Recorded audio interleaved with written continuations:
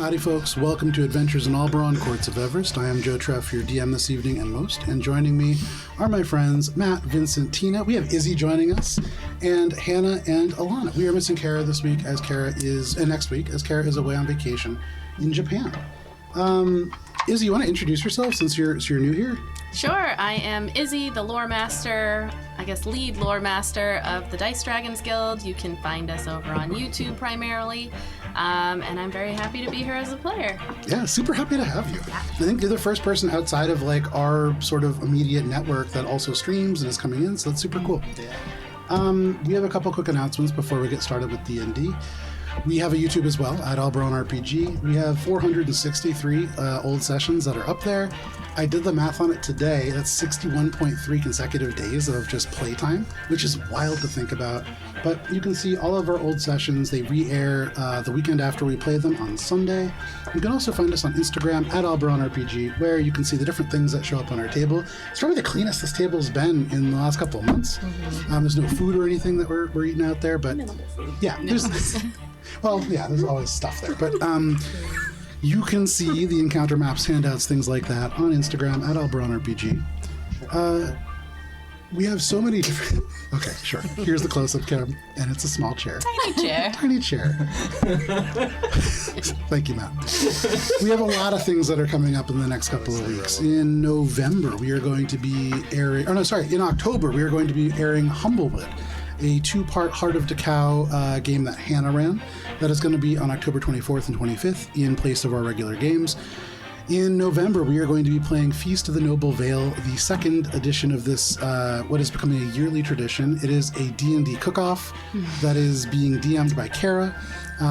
It has very real ramifications on our regular campaign, and so you can see that when it airs on Thanksgiving. In December 14th, will be Axe, Wolf, and Woe. That is a one-shot set as an epilogue to our first campaign, where we will be exploring what happens to Brenna the Axe. And then in January, we are going to be having a 5-part original Fallout game that is called Blackheart of Texas. I wrote it. We got some okays from Modifius and from Bethesda to run it, so very excited about that. That is going to be taking place in January. And that is all the announcements that I have, and so it's time for this week's session of Courts of Everest.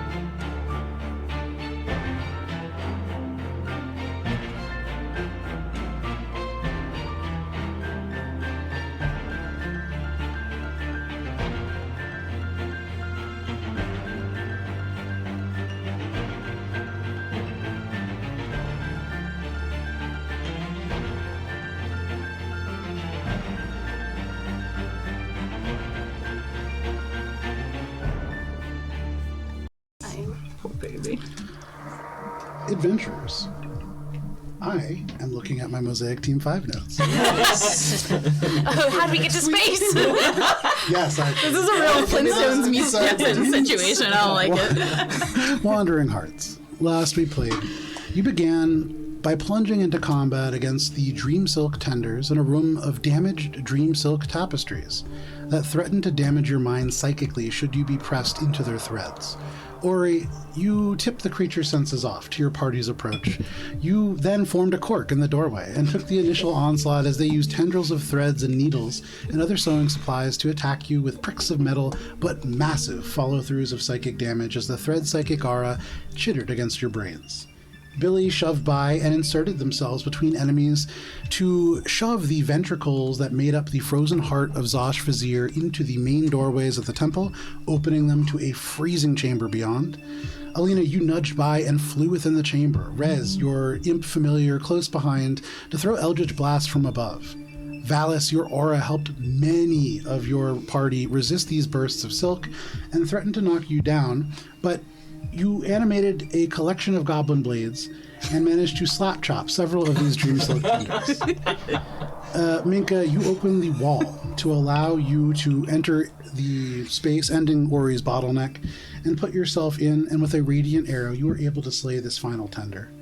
And Alina, you were the only person with your exceptional dark vision to be able to see into this darkened chamber beyond. You could see beyond just the snow and the ice and the frigid cold that threatened to actually harm you should you enter.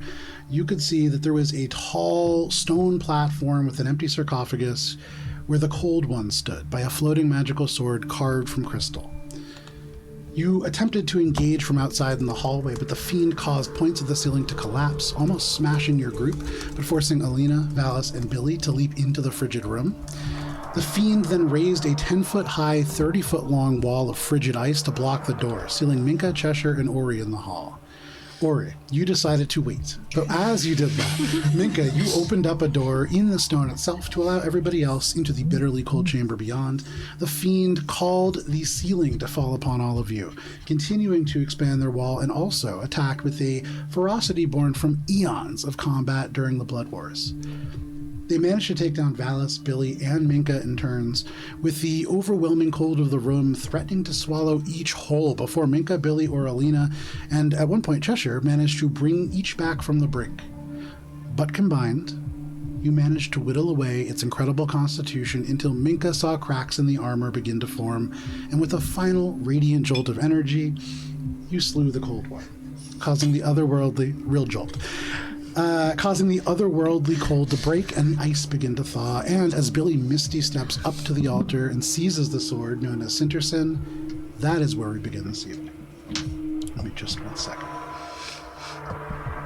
She shocking grasped him to death. Like, stole my kill. All these high-level spells, and then She's supposed to be the nice one. As the temperatures begin to rapidly rise, the ice begins to both drip down into a putrid, sulfurous water and sublimate into an equally stinking steam. The large crystals all around the room formed of ice begin to crack, and you can hear first just little seams begin to open up before parts of the ice begin to slough off and fall away. And beyond just those sounds, you hear ting, ting, ting, ting, as little coins fall down to the ground. There are things frozen into these crystals, not just ice. You can actually see there are suits of armor. You can see some still filled with stinking corpses. The flesh greened the low light that Minka is providing. And there is a louder and more meaty thunk that strikes the ground somewhere beyond. Is anybody doing anything? Question. Yeah. Somewhere beyond is beyond where? Like, I thought we were in a room with only one exit, so beyond that. And so there's that big stone platform that Billy is now up on, and behind that, you can see through these 3 little pillars, there is a cage that is kind of nestled into a bunch of ice. And from somewhere within that ice that is now cracking and falling apart, you can see pieces crumbling away. There was a sound. And as you follow that sound, you can see there's an individual in this cage, and they stare at you. You can see just greasy hair, you can see pale skin, and you can see the pale robes faded almost entirely to white that have just the dimmest vestiges of the Ausenlock X across it. Is Hearn still here? Yes, Hearn's still up on the top of the platform. Okay, I'm up there and I'm like, I thought about it over the past 7 seconds / 7 days. And I'd like to save the favor and gives Billy the sword as is. Okay. So you preserve your favor. You can see in front of you is Hearn.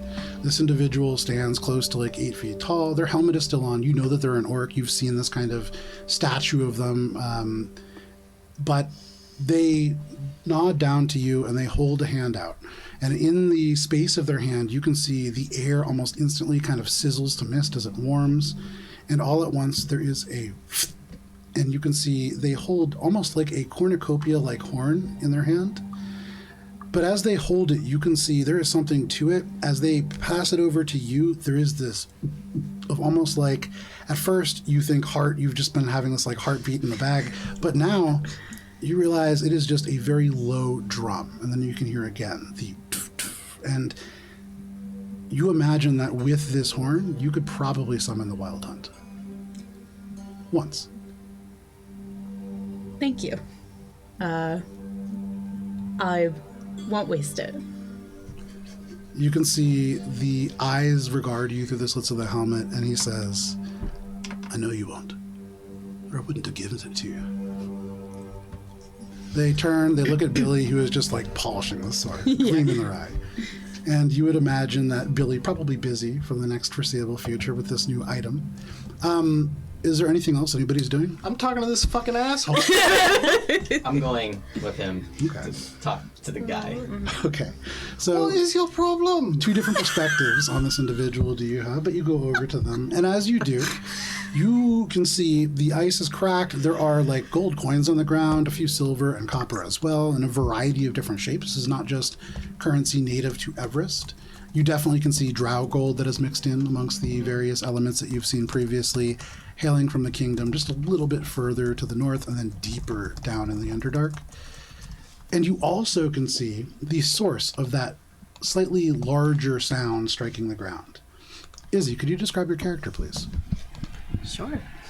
You see a human woman, dark skin, very dark skin, almost jet black, with matching hair in large dreads that flow down her back, interwoven. These thick dreads have kind of amber jewelry and chain wrapped around, wearing very simple robes, but again, a kind of green and amber palette, and looking confused and frustrated, actually, as she looks up. You look up and you can see this this motley crew worn out. You can see like a little bit worse for wear. Covered in blood. Covered So in much blood. a lot of blood. My own You can see an individual who very much looks like an Eladrin. This is somebody who, very similar to an elf, but really innately tied to the Feywild. There is almost like an otherworldliness about them. And then there is an individual wearing armor. You can see a bit of a bundled staff on their back. You can see they immediately stalk over to this really scrawny looking individual who you wouldn't recognize, but up in a cage next to you. And you see off and to your right, laying on the ground at about a 45-degree angle, still a little bit frozen into the ice, a rod that is very familiar to you. And you can see there's some other individuals, one dressed in bright pink. There is two individuals who are up on a platform speaking to a massive figure in black armor. But yeah, that is what you see. I look up to the two that have approached and kind of very slowly regaining my footing, say, "Is she all right? Where is Eliari?" You hear that name. And for the first time, you hear somebody else inquiring about your sister. And as you look at this individual, you see the amber coloration and the various little insignias that would almost certainly hint at some involvement with the Tower of Amber Wings. Make a history check. Not cultures, that's Starfinder. Do I get my thing? You do. It only sounds, now I'm hearing it. Yeah. None of us know what he's talking about. He's almost asking All these every time he has to secrets. do some type of knowledge check. It's like a damn here. Oh, you really don't know? 18. 18. With an 18, you can see the eyes briefly kind of trace off to the right, and there is this kind of rod that is embedded into the ice that is almost certainly an Ambersworn item or weapon. This individual not wearing the kind of armor that you would associate with the Ambersworn, but there is definitely a tie there. With that roll, not a lot else that you would be able to recall. But they also did just mention your sister's name. The individual in the cage looks at you after you say, "What is your problem?" And they say, "There is no problem." I'll deal with you later.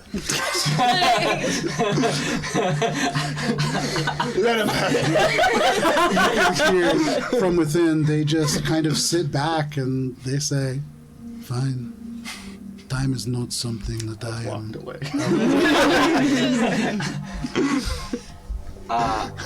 I'll talk to the Ocelot guy probably after you walk away, but what are you I'm doing gonna go right now? walk over and talk to. Hi. Yes. What is your name? I am Adimu. Ademo. Adimu. Ember Swan. Yes. You asked about Eliare. Yes, I was with her. Alyssa. Yes. Hard to communicate pronunciation by written language, Yeah. yes. Yes. Sorry. You had it the way I Ellie. thought it was pronounced. So. Oh, okay. Let me check. You might be right. Let me go back Just to Rick my Connor's notes. back. Well, I copy pasted it from your message. problem. So I'm pretty Am I sure. understand correctly that Adimu is in a cage as well, but a different No, cage? so they had been frozen just straight up in the ice, and as you can see now, Yeah. there are suits of armor that have like fallen forward, and they just have decaying mass in them. But there is, you look around, you don't see any other humans, but there seem to have been like living creatures in here as well. I see. So like a bunch of ice crystals with people inside. Now they're all melting and. Yes. She, Gotcha. yeah, she's going to, even while kind of engaging with you, be slowly making her way over to that rod that's stuck in the ice. Okay.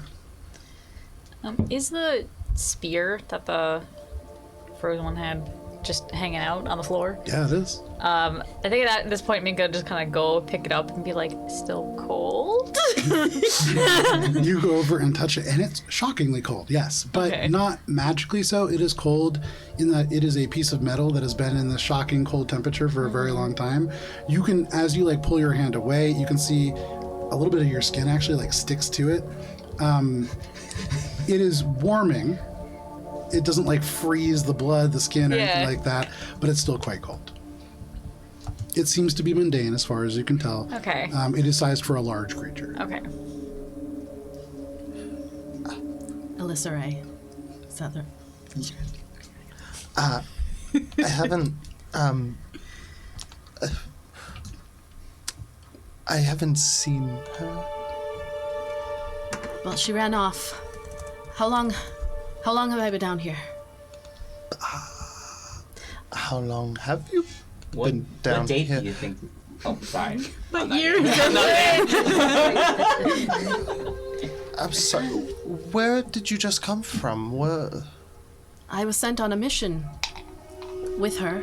We were to come down here and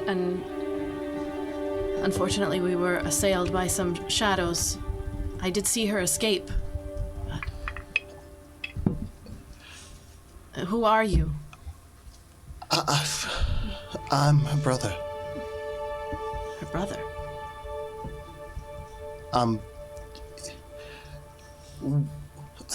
How long have you?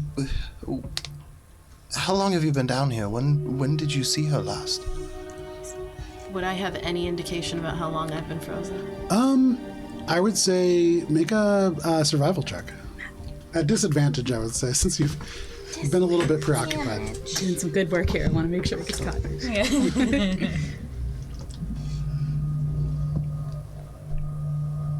All right.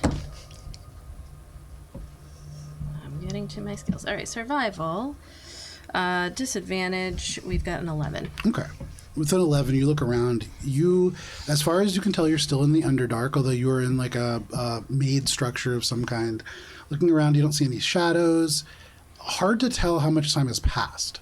You know that you came down on the 1st of High Sun because it was the 1st of the month and that stands out. Aside from that, you were probably down for maybe a day, so maybe a day or two. Look at I relay the date. I was with the third oath of the Amber Sworn. We were here to protect her while we continued with a mission. And you were captured by devil. Shadowed monsters. One that was taller than the others, walked on hooved legs.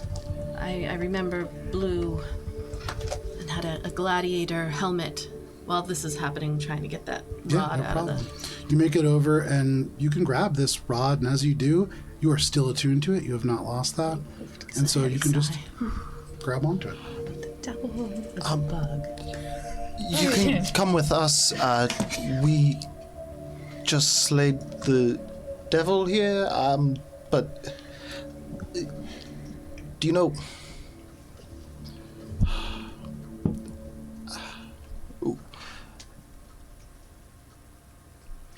Ori's like, if she didn't get frozen or captured, but this is where the thing that they're looking for would be, she would try to get here at some point.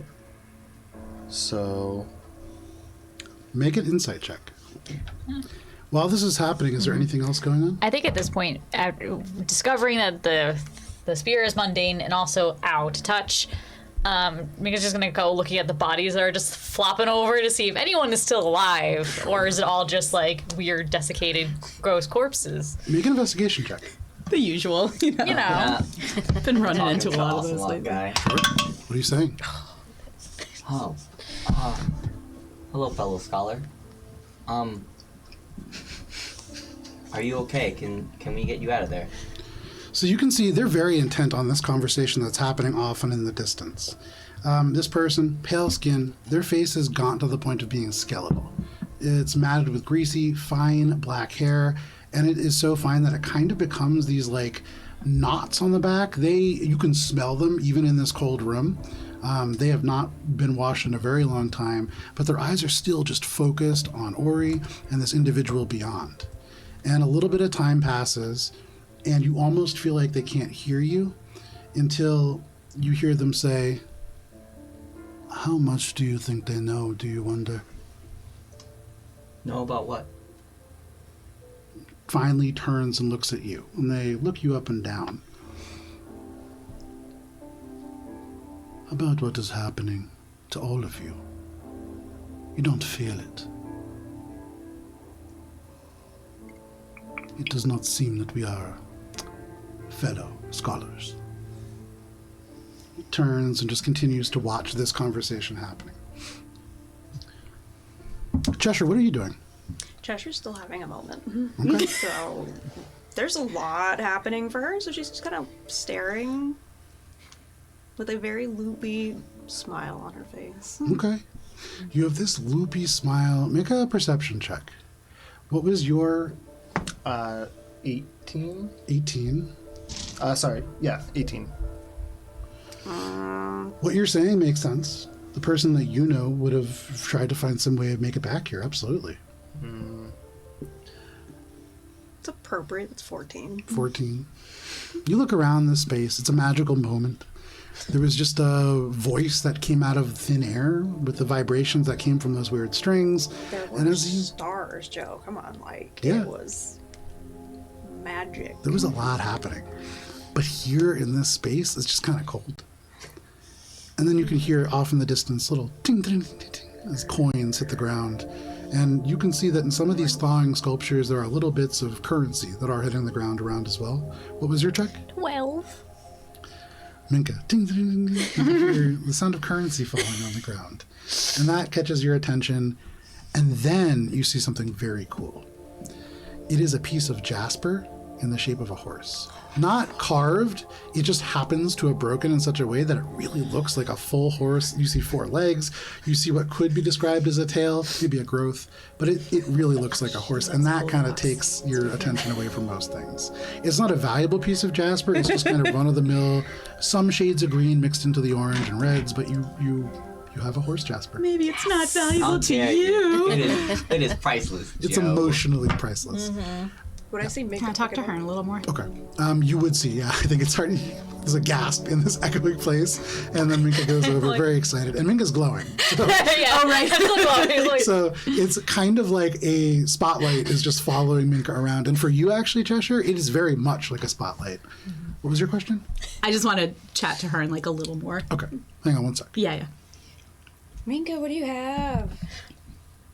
A tiny horse. I go over like. See, this place is magical. I Show tried the to tell tiny you. horse. You show Cheshire this time. It is truly magical. It is. But the horse itself mundane. What do you want to say to her? Still magic. Well, now that everybody else is distracted and I kind of have his attention to myself, Alina's going to be like, this horn that summons the wild hunt just once. Could the hunt help my friend? She's entangled with the hags.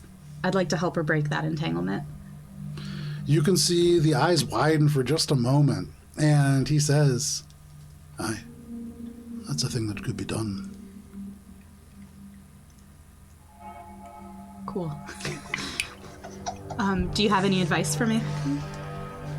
You can actually see the tusks. You hear the tusks on the inside of the helmet kind of scrape as he smiles.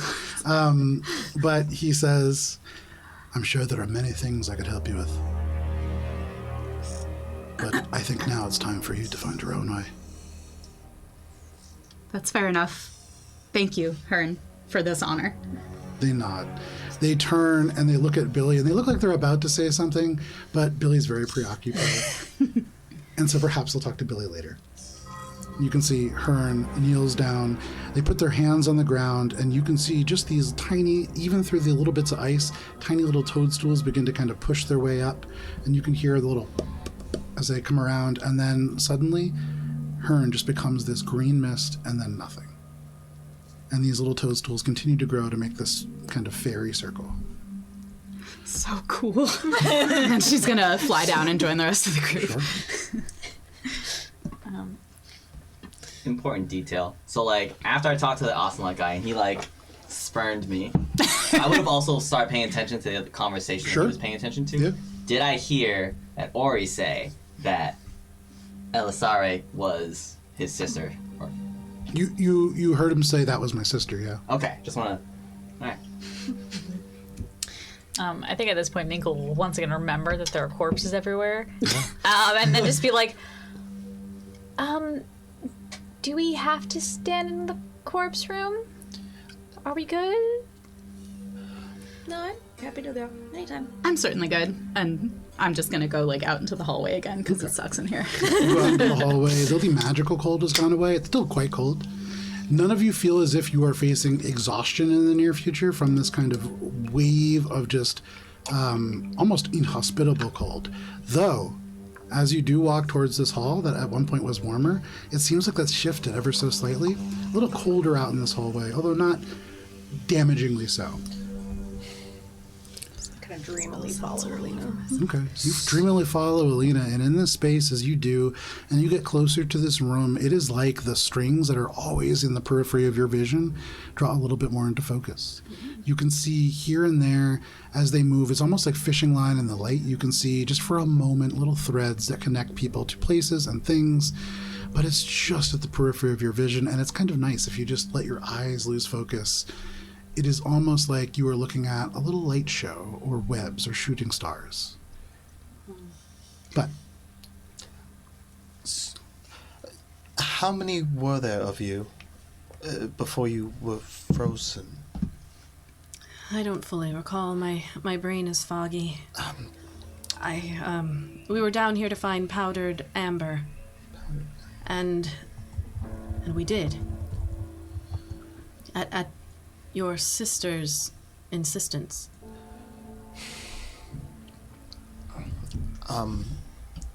We should get somewhere safer, and we can discuss this once you've warmed up a bit. So you're not part of the rescue party? I am here to rescue you, and if any of your allies are still alive and around, yes. no insight check needed. We are a party. We did it. Things happened, and we're a party. Are Nailed it. Let's go back, though. There are no others, unfortunately.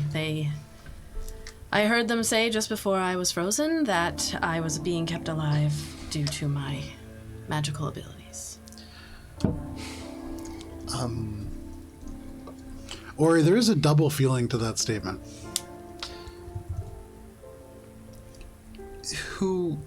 It was the devil who captured you, yes?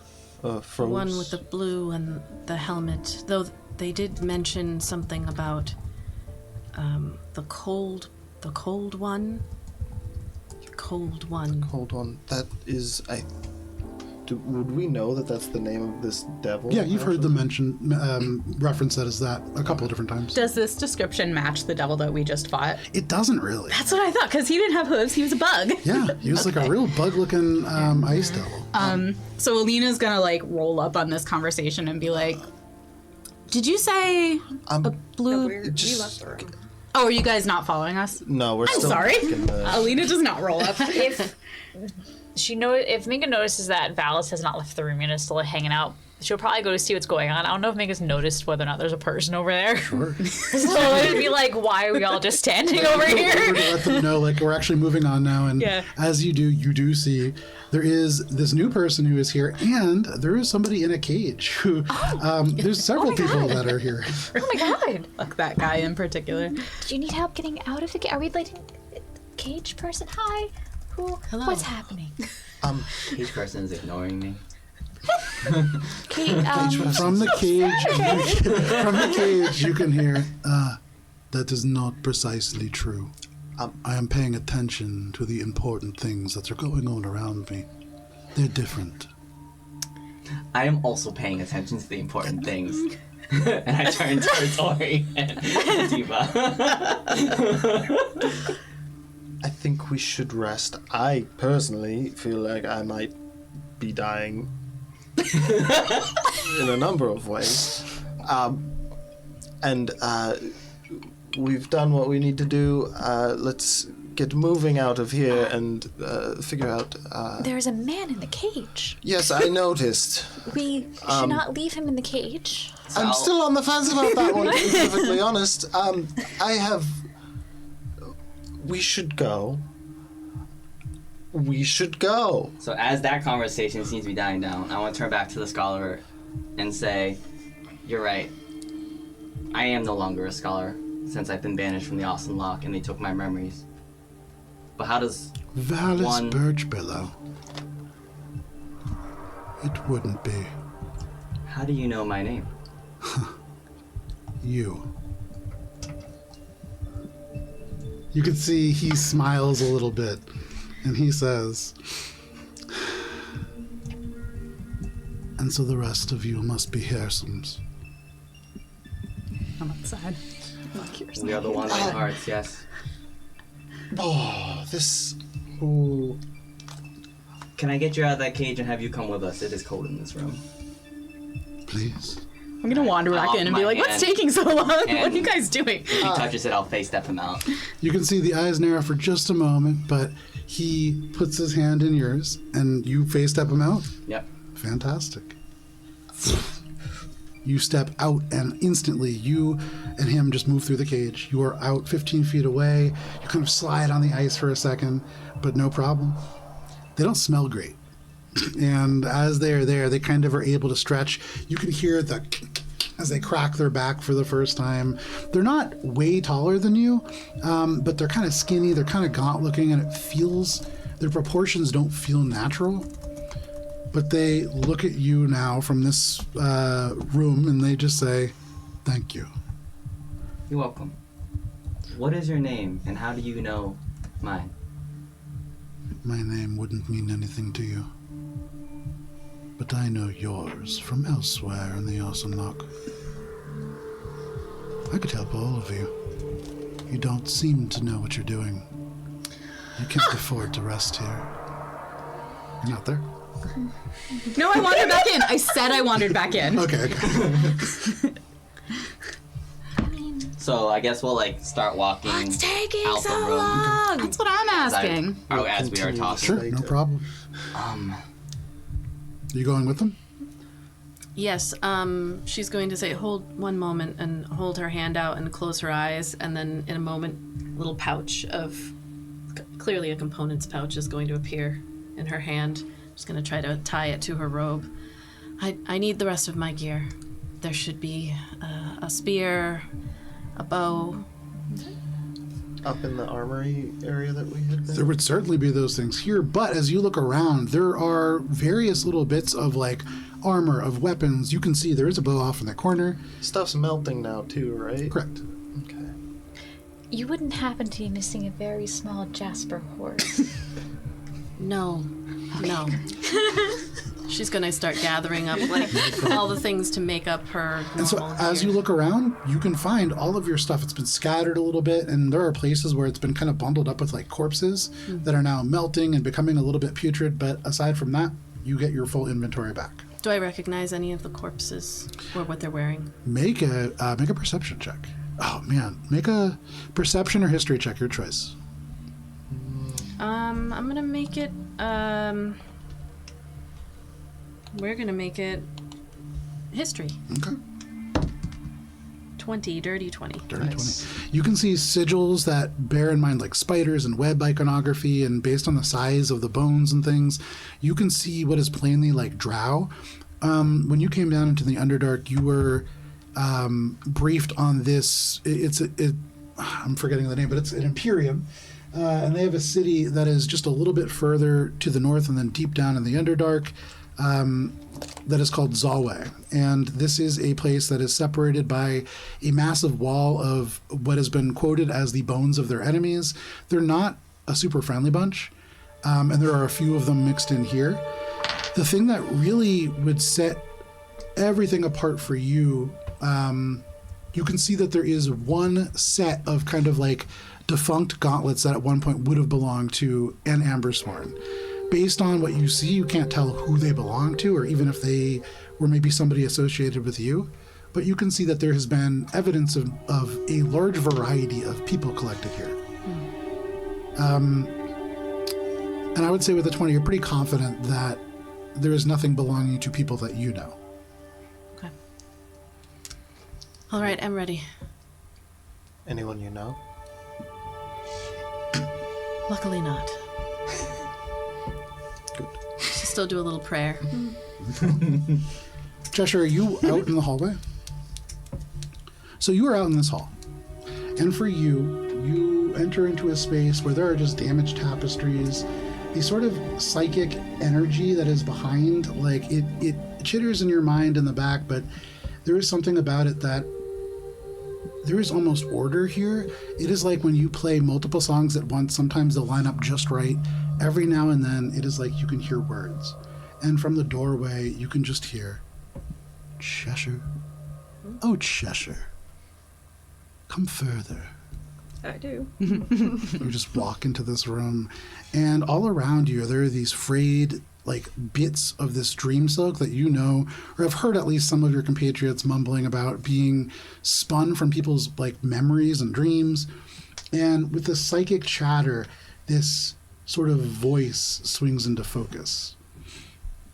And they say, Cheshire, I can finally talk to you. You've done a good job, but there is so much more ahead. They turn, and you can feel real hands on your shoulders.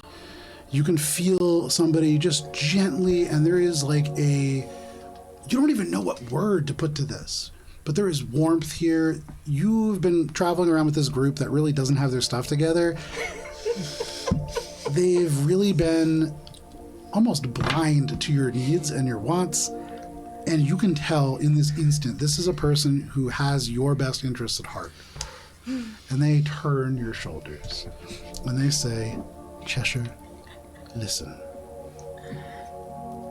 There is so much yet to come. And though the strands of fate are always changing, there is much work yet to be undone. They turn and they point, and you can see the air grows dark, and all you see, like light on a fishing string, is one thread that connects you all the way 180 feet away at this range to Billy, who is up there just staring at this sword. You can see Billy is just covered in these threads. You can see they wind all around Billy's body. They connect to points in the darkness beyond. One of them connects to you, but you can see... Make a perception check.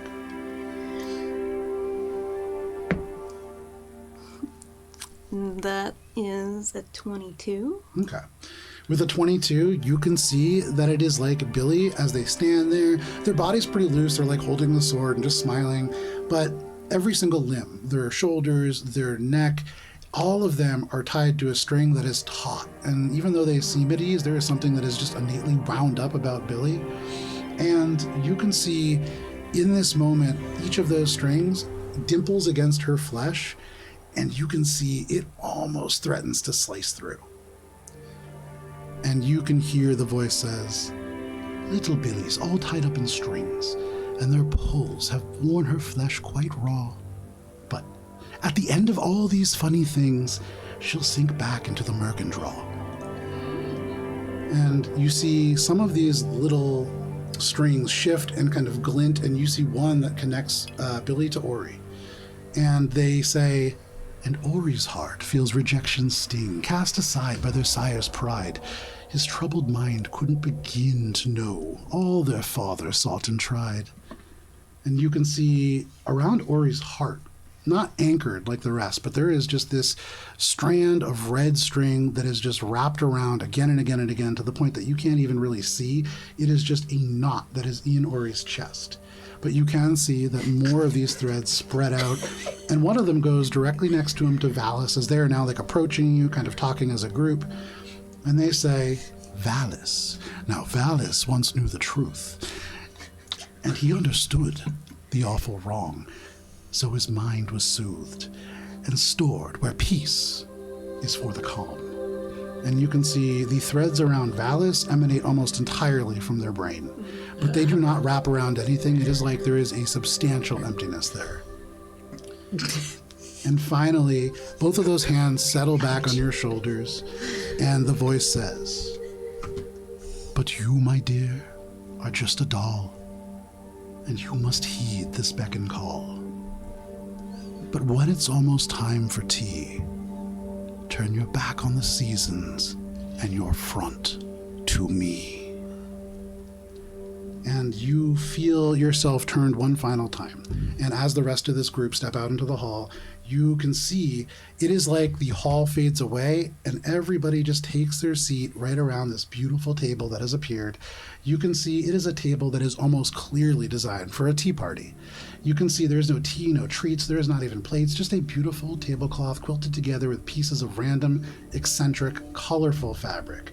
You can see behind Alina and behind Billy, who is just reluctantly caught up with the group, they sit together on one side of this table, and behind them there is an endless, murky swamp.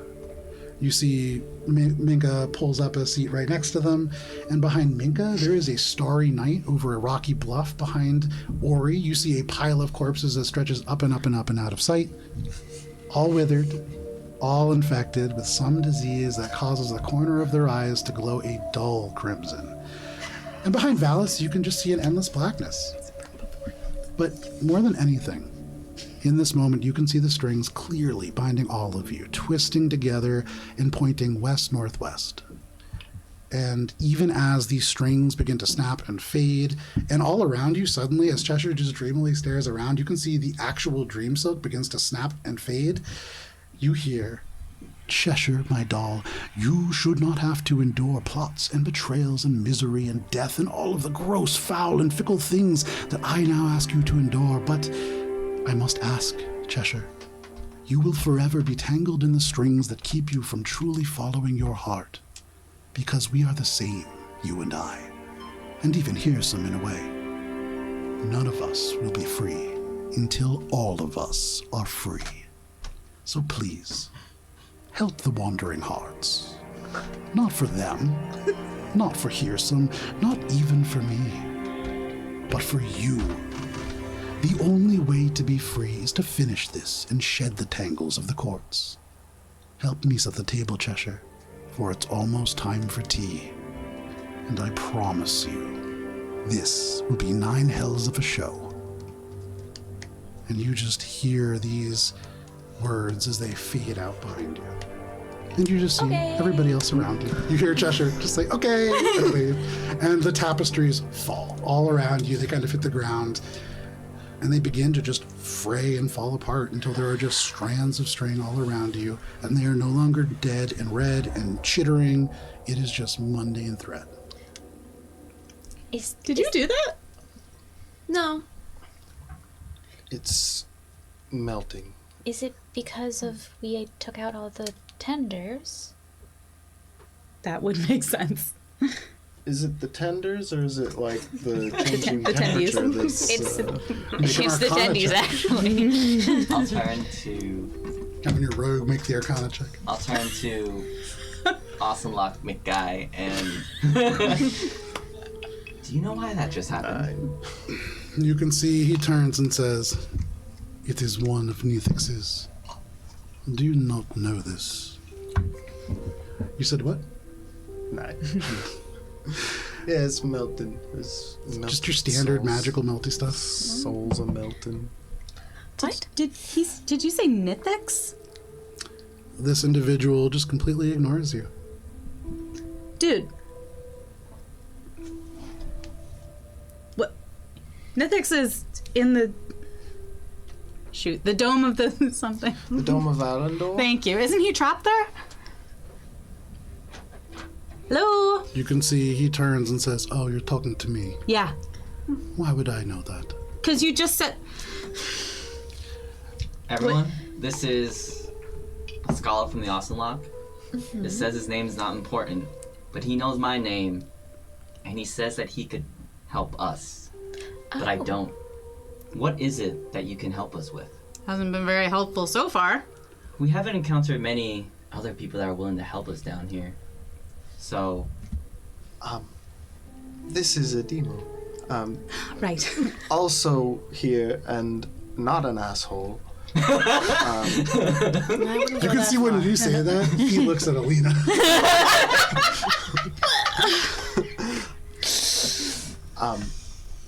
And also looking for someone here as well. I'm a soldier of the Amber Sworn. Oh.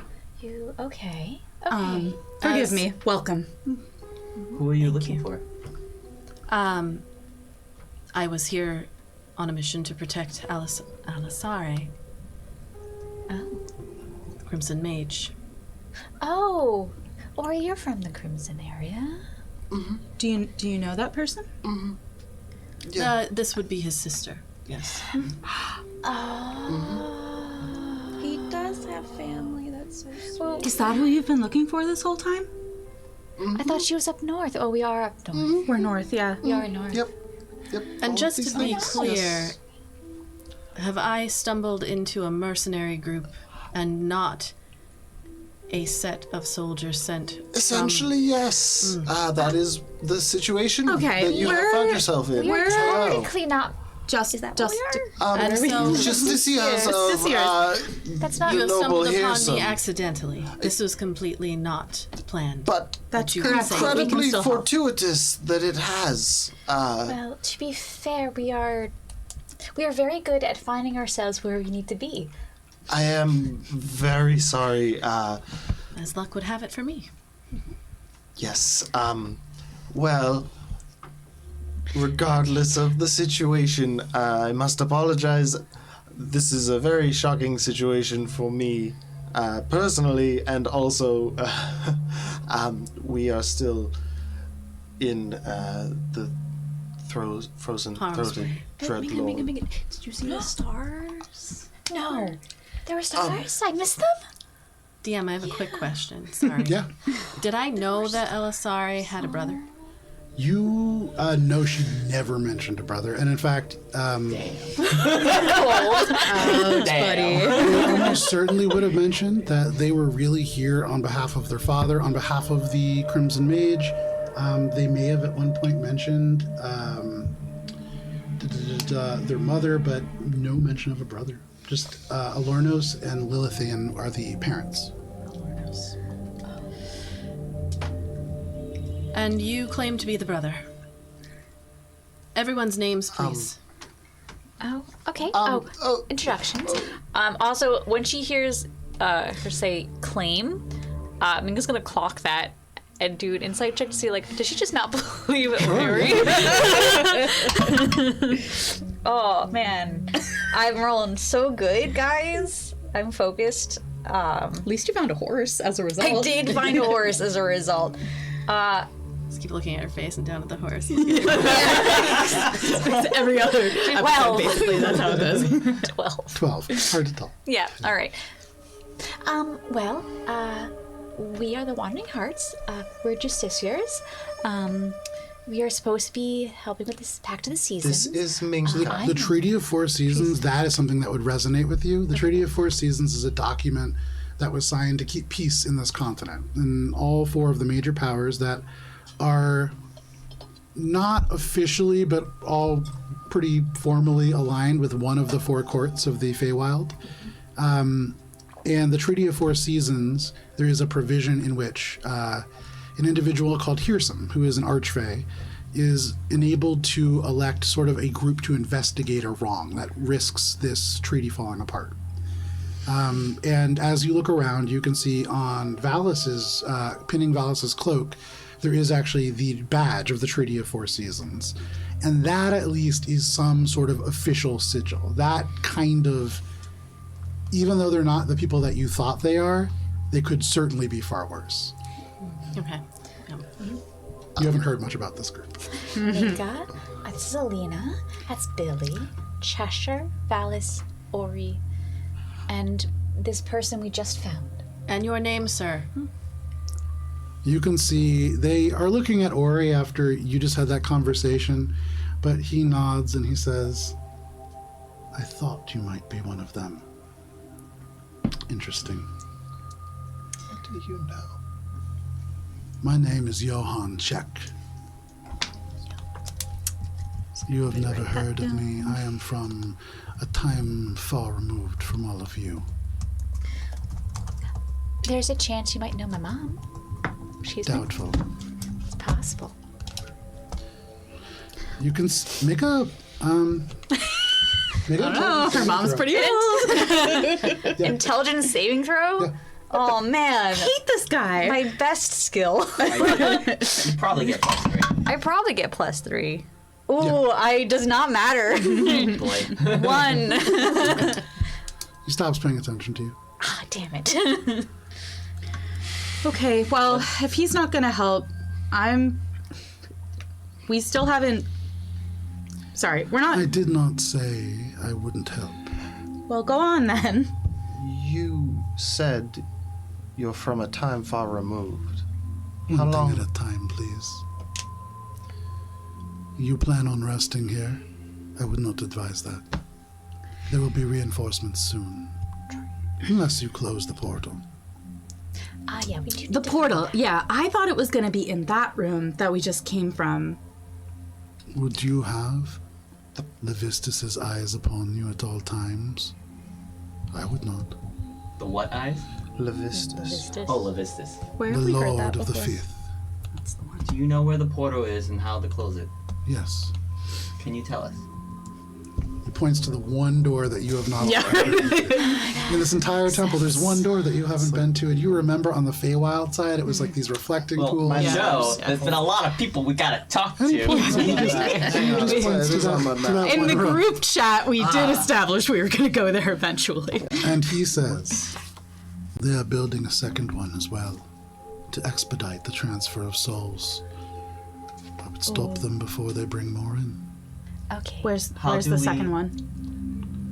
Oh, we have a map. They put their arm down to Is the it- side and then they there's a stand map. back up and they kind of point.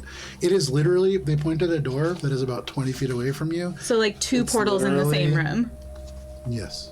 It's like the end of this room. Is it No, I thought he was being- saying that there was a portal like this somewhere empty else. Okay. space, yeah. Do you know if it's currently guarded right now? But of course, you are dealing with the legions of hell. They do not leave points unguarded. You are working against the military. You mentioned earlier that you can help us, and I need to ask again, how is it that you can help us, and is there a price for that help? I'm still deciding. Oh, okay. So we're gonna open that door, and we're gonna deal with that. And I do not think I am in a particularly good situation for dealing with more devils currently. is it in a Yeah, way I that think I'm bleeding from a lot of In a way places. that Only if not bleeding I 'cause it's deal with frozen. anything, even a slight breeze, I may die. Listen. I have something for this. Ori, but it means going inside the ring.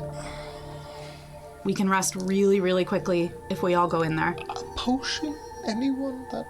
Well, fine. And she digs out a healing potion and hands it to him, but it's not going to do much. It's... Are you afraid of small spaces? I don't think that's any of your business, my guy.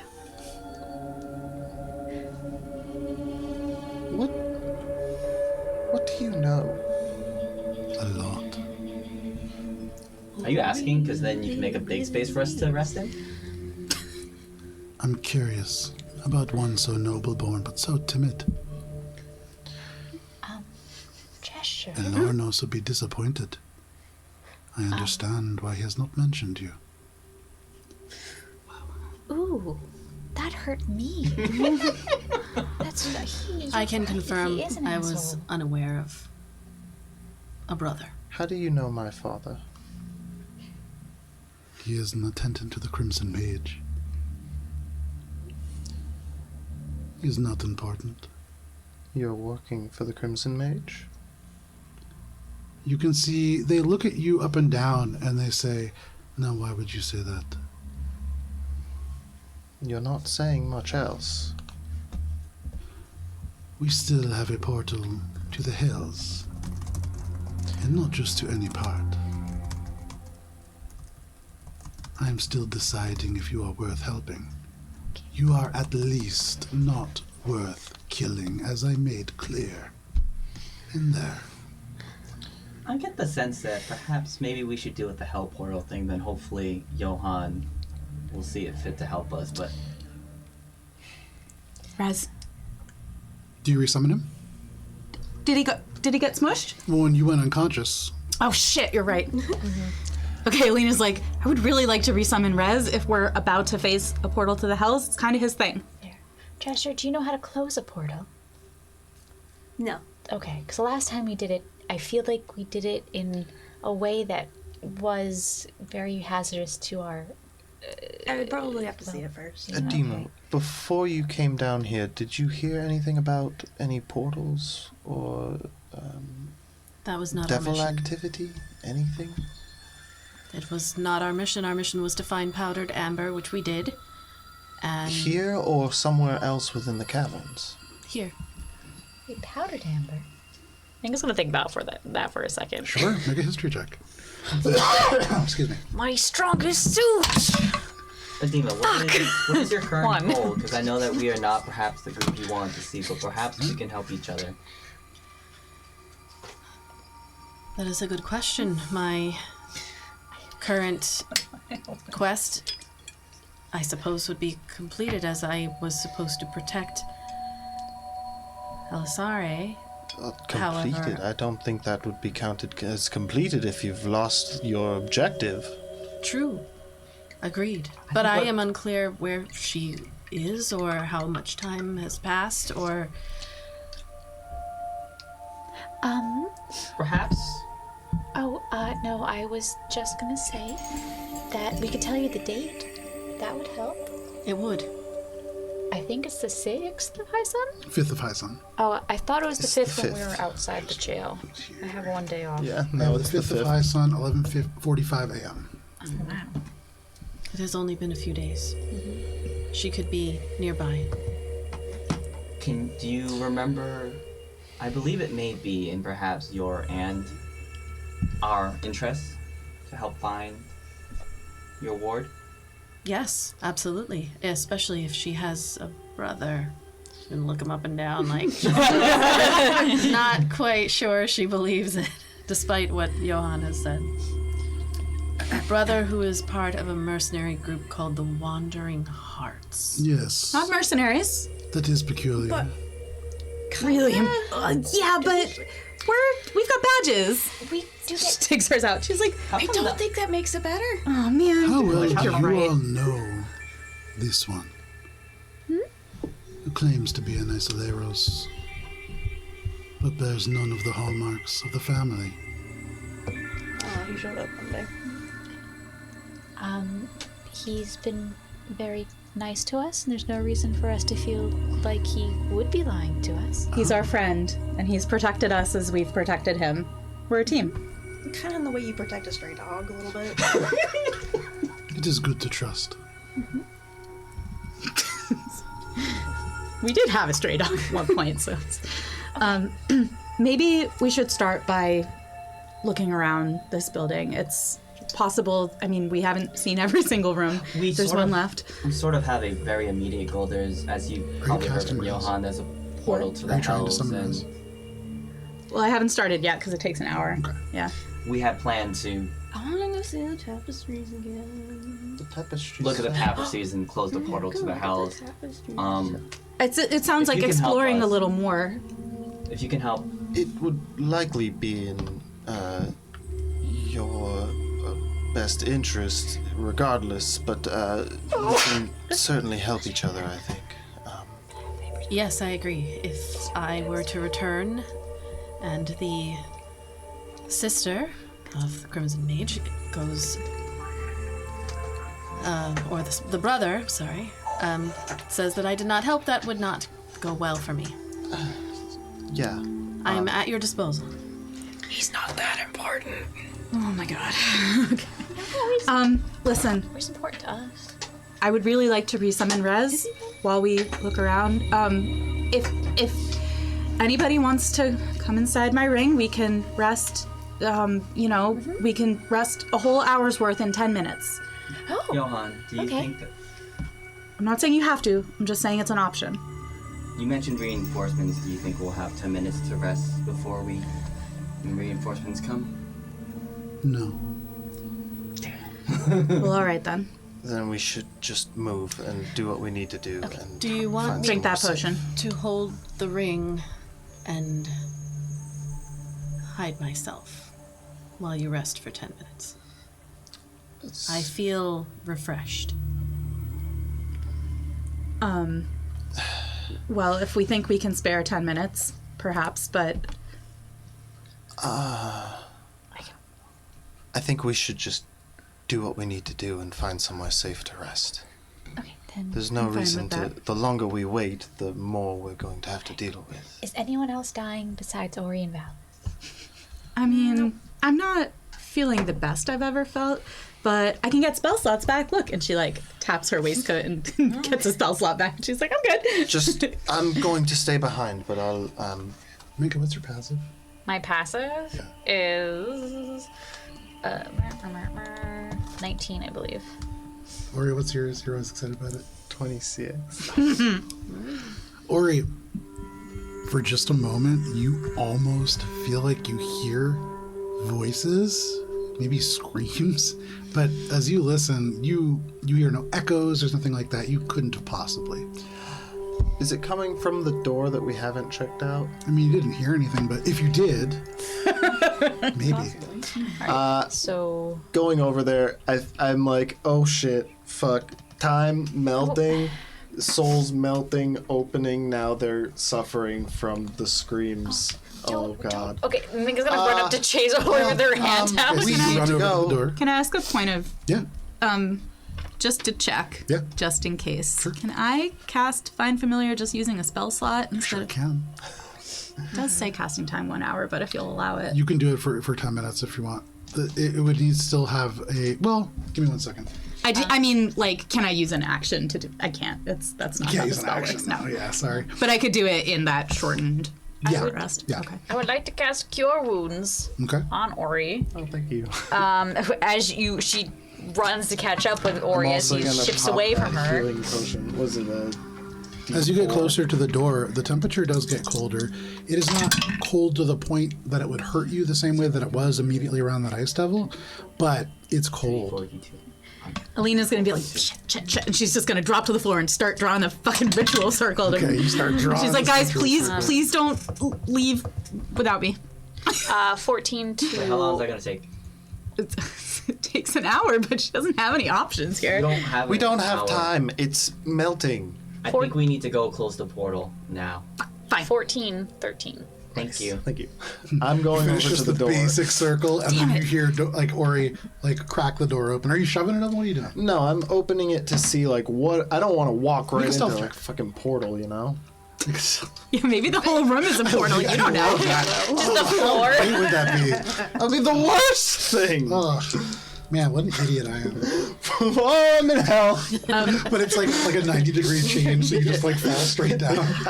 Alina's also going to use her Rod of the Pack Keeper to get her other spell slot back. Okay, so you like. I'm at full. No problem. I cast Bless, and Okay. well, sorry. What are you doing exactly? I'm opening the door to see where I heard, like, Very quietly. very, very Very faint, quiet. like, Okay. screaming. 21 quietly. Heard. Yeah. And so as you crack the door open, you are able to see further beyond. It's cold in here. It is not damagingly cold. It's coming from this portal. You can see ice crystals all around it. Would a visual perspective be helpful? Yeah. I also have a mechanical question. Bring it on. You said a what? Mechanical question when you come in. I just want my unfamiliar before we approach the portal to the hells. Just tide me I over. don't think you're gonna get him. I'm sorry. Unless you can accelerate that casting. I can't. Well, I could go in my ring and do it in 10 minutes, but it sounds like even that is not going to happen. I mean, you Jade could. Warlock. But It is one of those things where we could wait 10 minutes, but it sounds like We've been instructed by a very mean man that we shouldn't do Well, I'm that. pretty sure that it's gonna start to melt, and that's gonna be bad news. oh, that guy. That's a lot of things in here. Yeah, and where are we? You can see, and as a reminder, you can see a little bit on there, but you can see much closer at Albron RPG when people take pictures, and I post them during the The week on lowest Instagram. levels. You can see you are coming in from closest to you, Hannah, that little hallway right there. There is walls that go all around this kind of rectangular room that kind of meet where that hallway is. You can see these pillars go floor to ceiling, and the ceiling itself about 50 feet up in this space, so you have like a lot of room to work here. You can see the snow is kind of swirling, and it all comes. You can see there is a portal that is up right there. It is depicted as like a half circle, but that's a full circle, and you can see beyond. There is a desolate, snowy wasteland. You can see the sky itself, though there is no kind of like sky, it is just clouds that hang heavy. It is dark, but as lightning crackles, you can see in the distance, and it messes with your scope and scale, but almost impossibly large, like a mountain, a glacier. And as you look from here, kind of around the corner, Ori, that glacier is chilling. There is something so evil beyond that it makes everything that you have seen up until this point look absolutely splendid in comparison. And in fact, as you look down, you can see garrisoning this place, there is a number of devils, all of whom you can see directly in front of you anyways, seem to have little imp familiars. You can see there is... You can see there is 2 devils that are marching, and you now see the source of what were certainly screams. The echoes just dying in this chamber. The door giving it +5 to make a total of 27. You were unable to hear the screams as the bones and the flesh, which now sits in the ice at their feet, were torn away, and these individuals became what you now see as these masses of flesh that kind of moan and march as these devils prod them along. And at the top of the stairs, standing between what is almost certainly the 5th layer of hell and your material plane, you can see a lesser ice devil. This individual, blue skin, they stand on hooves. They wear a gladiator-style helmet. That guy. And you can hear... do you speak Infernal? I do not believe so, no. Okay. You can hear infernal shouting occurring.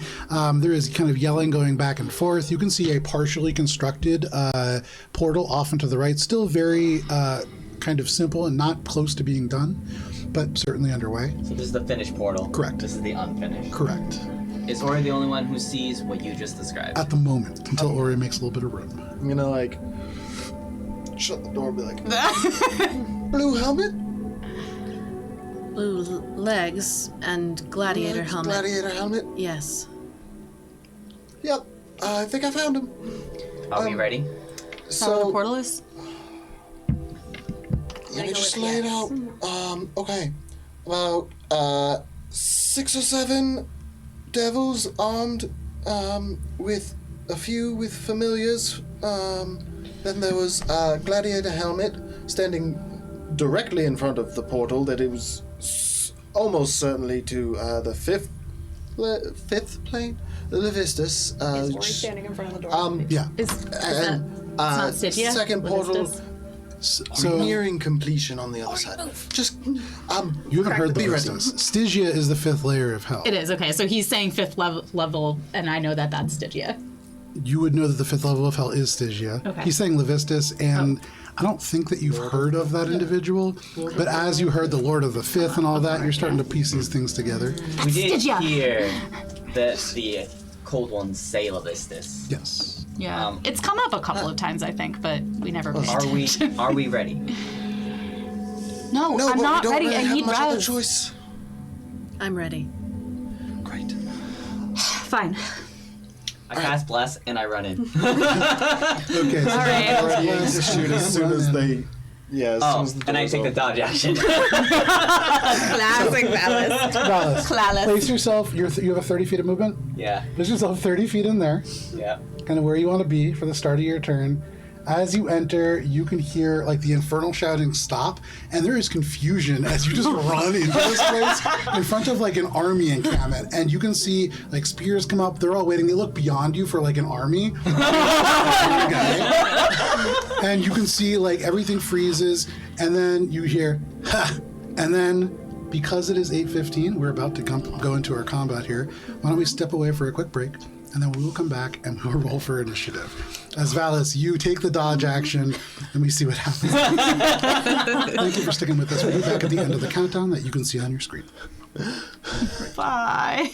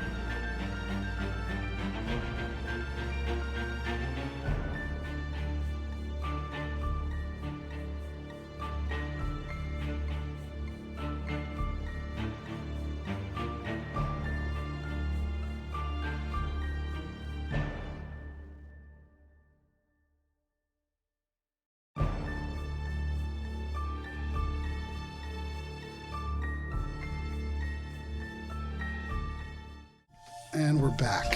Thank you for sticking with us through the break. If you did, if not, welcome to D&D. Give me one moment as I change the music here a little bit. Olive made apple crumble and left it upstairs. Oh It's yeah, very delicious. thank you, Olive, for the apple Now crumble. you all get delicious. to watch this. I mean, there's definitely like a market for like the apple pie eating. Ooh, I don't want to be catering to that market though. That's not. Yeah. I was thinking like ASMR, but no worries. Bring the spider upstairs. The what? Like this thing. At the beginning of the session, there was a spider that was starting to Oh, come down. gotcha. Yeah. And that captured it. with the Wait, frog it's wall. still in there. That's amazing. So, in this moment, as you are all kind of faced with this space, you are all trying to decide what it is that you want to do in terms of kind of tackling this creature. And then Valis throws the door open and just sprints into the middle, takes the dodge action. And as you are all in the middle of this battlefield, or as Valis is in the middle and you are all approximately 20 to 30 feet behind, we can go ahead and roll for initiative. Oh no. Boy. An appropriate number. I've been rolling like Appropriate. I roll like shit tonight. Oh my god. They're not. So Terrible as usual. As usual. Good thing you took the dodge action, huh? Yeah. All right, anybody 25 to 20? Dirty 20. I'm 26. Oh my god. Okay. We 26. You initiated. said 20? Yeah. What 20 class are for you? Cheshire. Wizard. Damn. Anybody Speedy 20 to wizard. 15? Speed wizard. It's wizard. Was not expecting that. Okay, 15 to 10. 11. Where am I? 10 to 5. Six. I was 13, sorry. Okay, 13 is not between those numbers, but there we go. sorry. 6. Valis, what about you? 4. You're joining us eventually. You're actually not last. That Okay, doesn't so make me feel good. the way that this First works, in the room, that's what matters. so Adima, you're going to be starting us off, followed by Cheshire, followed by the Devils, followed by Ori, then Alina, then Minka, then Valis, and then at initiative order 0, after rolling a natural 2, we have our lemurs. So we're going to start with you. What would you like to do? All right, Ademo is going to run into the room, Okay. right on the edge there, and right behind was it Valis? Yes. Valis. And she is going to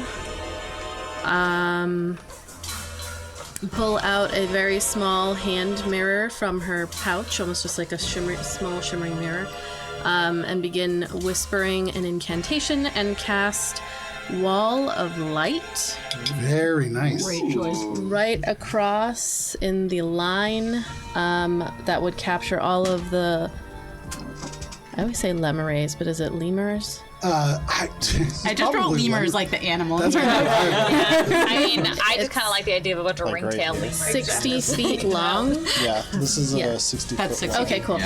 Yep, to capture right across them. Like right here. Yeah, right on top of them. Okay. And so that is going to be a con save. And It gets is this guy too. a It does. Constitution saving throw, So yes. first, for these 16. very small devil creatures, the high one is an 8. And so I'm going to say that they all fail. The devil itself is going to be a little bit better at a 12, but still a failure. Okay.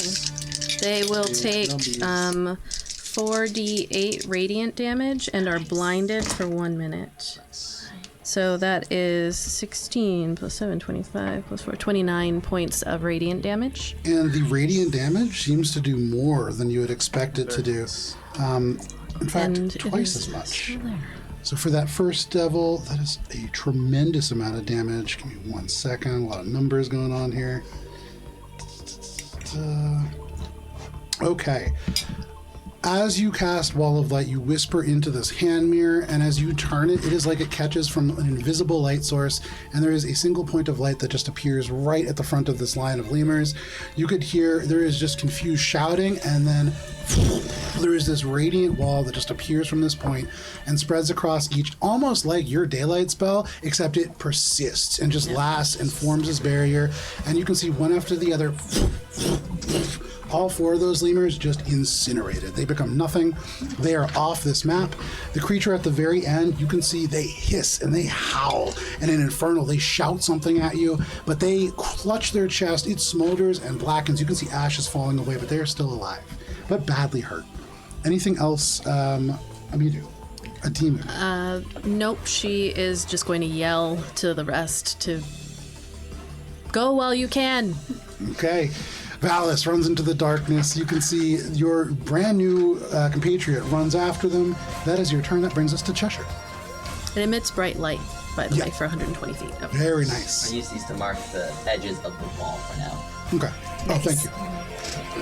I'm going to peek in the doorway, and can I tell from here anything about the portal?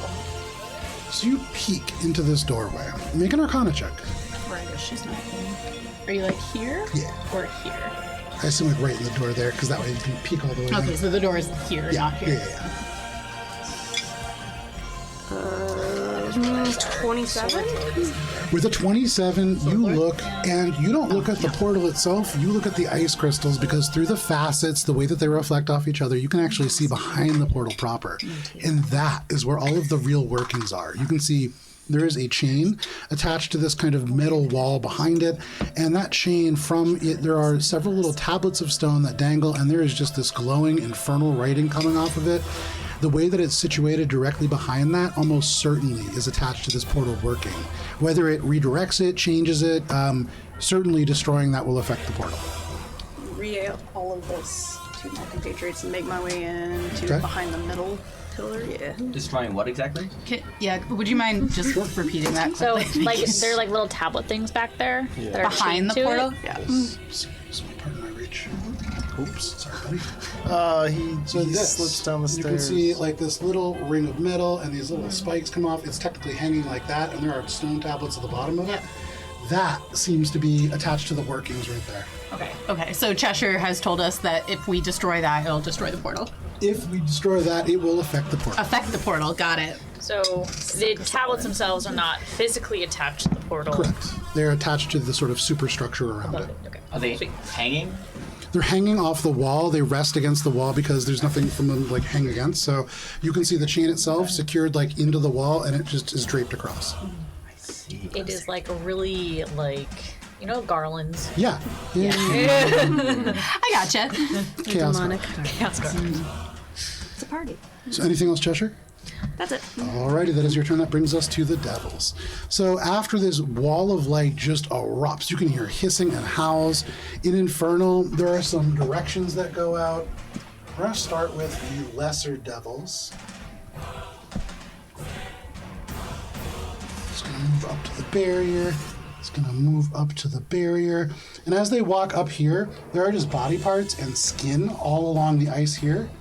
But they make their way there. Can you take that big guy and move him down to where the, just in front of the wall? He's not going to go into the wall. Come on. Could.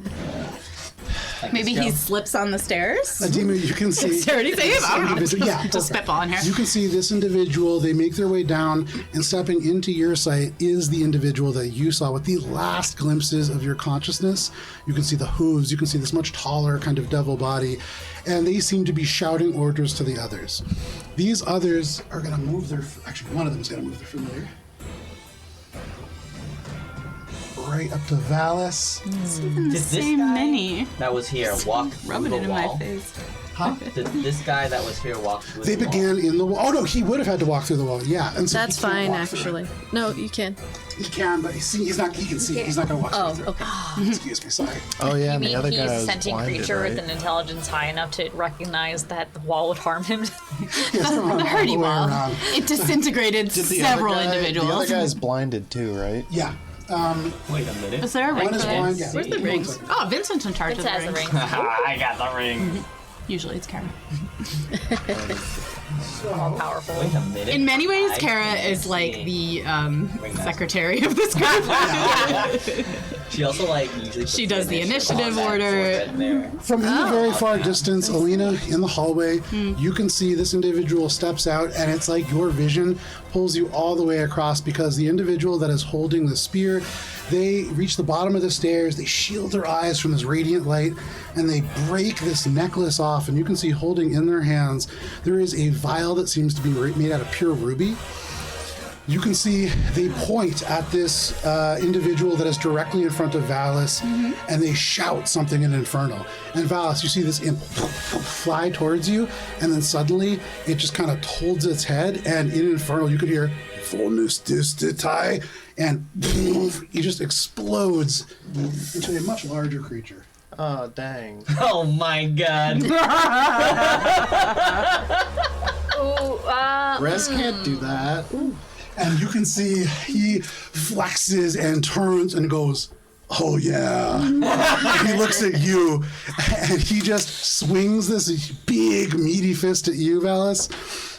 Does a natural 20 hit? Yes. Oh it does. my Oh god. my god, no. Did he roll Nope. disadvantage because he has Oh yeah, wait. dodge action? Disadvantage. Give me 1 second. Hold on to your reaction, Cheshire. Team's fucking ready. Because a 15 hit. It does not. There you go. So He dodged it. at disadvantage, as you stand there, you hold your shield in front of you, they swing this fist and you bring it up, and there is a reverberating clang. And at your feet, the ice cracks all around you.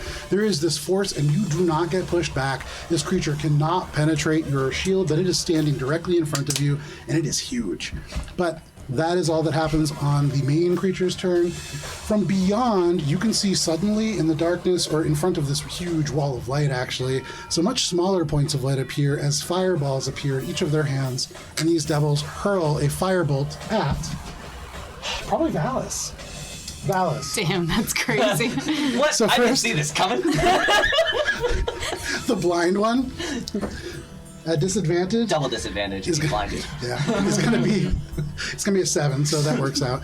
The other 3 or the other 4 Did you say fire balls or bolts? fire. They're balls of fire. It's not technically the fire bolt spell. I didn't want to say either because neither is technically correct. Okay. It's a devil ability. A natural 20, a dirty 20, and a 10. Natural 20 hits. The dirty 20 Misses. So this natural 20 No, it is going to doesn't. be Silvery barbs. Ooh, get rid of that. another natural 20. Joe's on fire. I've done this twice in this campaign. That white one right there. Someone steal that dice. Right. Put it over there. Thank you. So, Thanks for trying. Valis. Here with the spider. You got pretty lucky on that. That is going to be a grand total of 18 points. Is this a spell? This is just fire damage. It's not. It's a spell-like Oh, ability. it's fire damage. Yeah.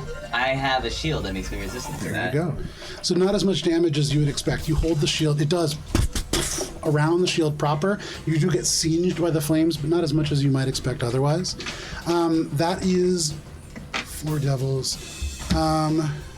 They're going to hold on to their familiars. That is all that they're going to do. This one devil finally, at the very end of their turn, huffing and puffing, runs out from around the wall. They had to use their full movement to get around. But that is all. That is the devils. That brings us to Ori. Alina, you are on deck. I like to say you're making the devils do cardio. Bonus action. You are blessed. Sneak my way in. Okay, make a stealth check.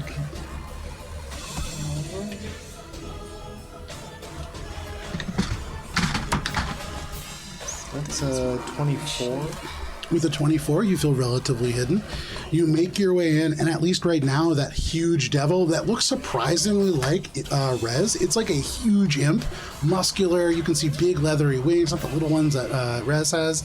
But you run around, they don't seem to follow you. You feel hidden. That's new. I'm gonna go over to where Cheshire is, behind the pillar, or like next to the pillar, and be like, "It's the big guy in the back. He's the one with the gladiator. Go after him." Really? And then I'm gonna sneak attack, shoot that guy. Okay.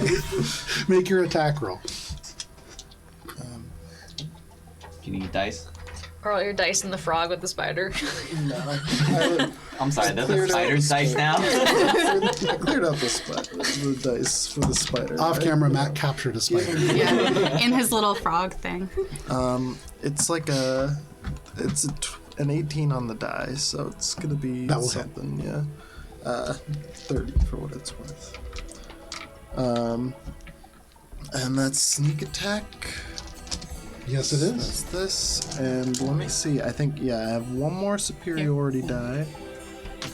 So I'm gonna use that to make it. Who else plus? I'm gonna do a disarming. Plus 2. Okay. Hell yeah. Plus. Disarming. Which Okay. is a strength save. 11. Cool. That's gonna fail. So he's gonna those drop rolls his failed, weapon. I feel Roll a d100. Ooh. Oh boy. Huh? Can you hand me a hex? Get these math rocks over here. So the mini's holding a spear. The creature is not. It's holding a necklace. Oh, a necklace. Yeah. Okay, then the necklace I could target. Yeah. No, you. Alright, I It would- can still work. Yeah. Okay. 68. Okay. I was going So based off of you the... fire, and as you shoot, you can see this little thing. And I would say, Alina, your eyes are tracking this because you saw what it could just do. Mm-hmm. Skitter's right here. If only I had it. And in the snow there, it seems to just be steaming away. There is an infernal heat to this object, but no problem. Anything else, Ori? Yeah, he's taking a good chunk of damage.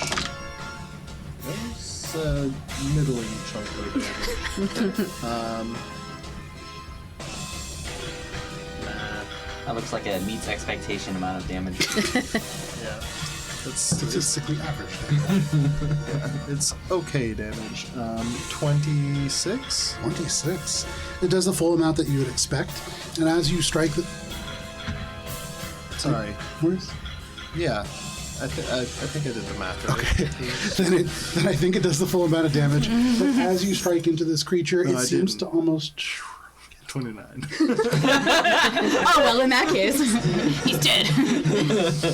We win. Takes a little bit more damage than originally planned. Math is tough, math is tough. So, no worries. You strike this creature. The sneak attack goes true. You can see they flinch. They seem to almost swat it away like a mosquito. But anything else? Gonna just like duck a little behind the pillar there. Okay. Like on the Chester's, other like, side of Cheshire. holding it. No, you're not. You try to. Cheshire really just like gets right pillows. there. behind Cheshire, be like, scooch over. No! Where do you want to be? Like here? Get your own pillow! Oh, because there's the wall behind. Yeah. Probably where he was. That makes sense. Yeah, It looks like they're right there. sharing Yeah, the right pillar. So it's flavor scooch. Yeah. So, no worries, Ori. You scooch for free. That is your turn. Alina, what would you like to do? Oh man. Okay, you're on deck. So I'm starting back here, doorway.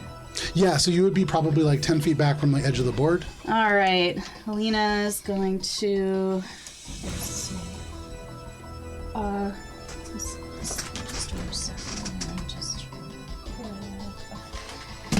Alina is going to. Let's see. Move her full movement. 1, 2, 3, 4, 6, 7. Just gonna look at that guy and be like, hell yeah. And then, can I see, where's the circle thing? Which one? That's a square. He was here yesterday. I don't know where it's I need to measure 50 feet. We have a 60-foot thing. Just And do then- this and then subtract Do that. 10 feet. Yeah. Maybe it's Okay. under the. So, I'm on the gonna map, yeah. cast, I can do Misty Step as a bonus action and then another spell? No, it would need to be a cantrip, right? Yeah, yeah. You can only do one leveled spell per. Damn. Spell Yeah. casting. Farts. Prestidigitation is a cantrip. That's what you're doing. All right, well, she's gonna Misty Step to 30 feet up in the air. Okay. And, she's flying also. Yes. Activate with that always. And then at the devil, she's gonna let off a couple of the old EBs. Okay. Go ahead and make your attack rolls for Eldritch Blast. You take off into the air using these genie packed abilities. 24 and 12 24 hits, Did you 12 add does a not. D4? to both of them. Sorry, I forget how bless works. Yeah. Okay, 28 and 16. 16 still misses, but just barely. You can see it hits them, and the angle just deflects the Eldritch Blast. All right, so that's gonna be that's good numbies. 14 points of force damage, and for fire damage. Okay. The fire damage doesn't seem to do as much as you would expect, but aside from that, everything else rings true. Anything else? Alina's just like, I want that fucking vial. It looks so cool. It's gonna be so awesome. She's just muttering to herself up in the air. Problem. You mutter that. That is your turn, Alina. Minka, Alina just takes off into the air after the rest of the party. You see this imp suddenly become huge on the other side. There is a radiant wall of light. What do you want to do? Take a deep breath, first of all. Yeah. Free action. I'm like reaching for myself, like I put myself on the edge of the party and I didn't. Gonna go about here because I think that's about where I can get from my movement. Yeah. And then realize all the shenanigans that are happening. Once I just fully take in the room. Transfer from Chalice to Archer. Okay. Shoot this guy in the face with the Archer. Make your attack roll. As you go in, you can see all of this happening. There's already this radiant light. Maybe that's healing. You take these points of light that form the chalice behind you. You don't need this anymore. And you rearrange it, and you take the form of the archer. Yeah. You take this 1 point of light and stretch it into an arrow and fire. What was the roll? 25 to hit. That is a hit. Okay. So I will then do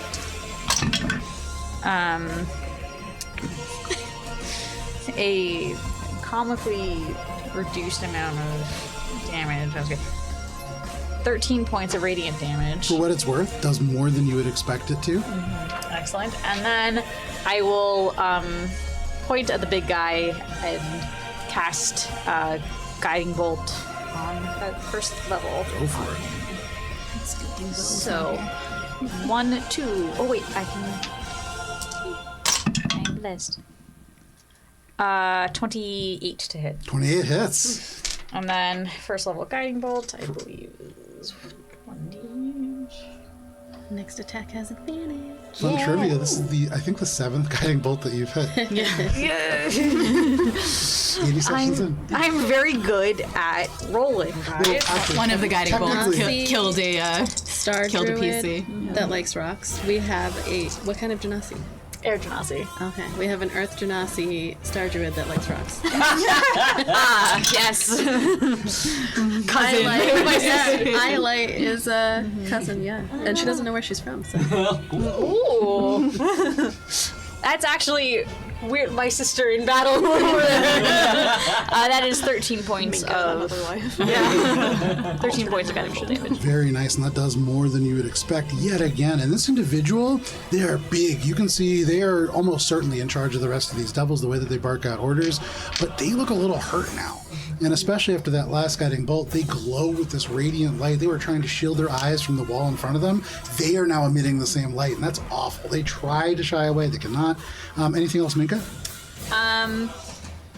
Yeah, that's it. That was my action, bonus action movement, and my free action to take a deep breath. So Okay, there you go. That brings us to Dallas.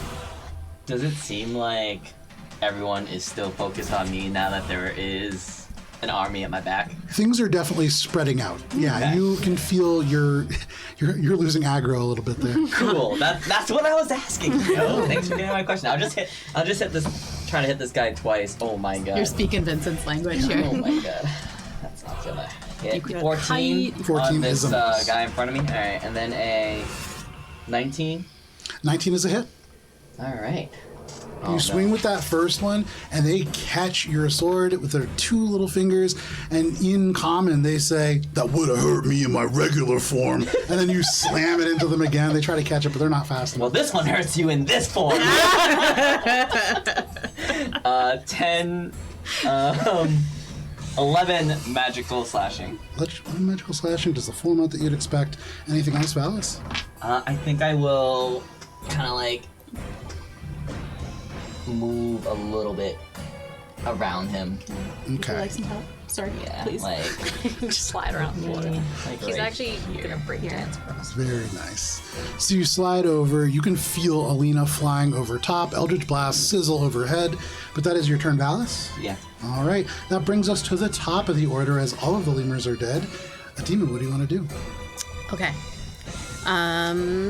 she's going to run up 30 feet to 5, 10, 15, 20, 25, 30, right behind that large one.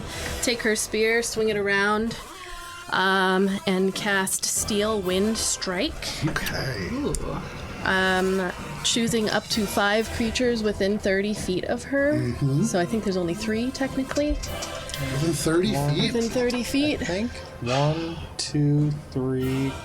All their familiars at least. 4, 2, 3. This one maybe.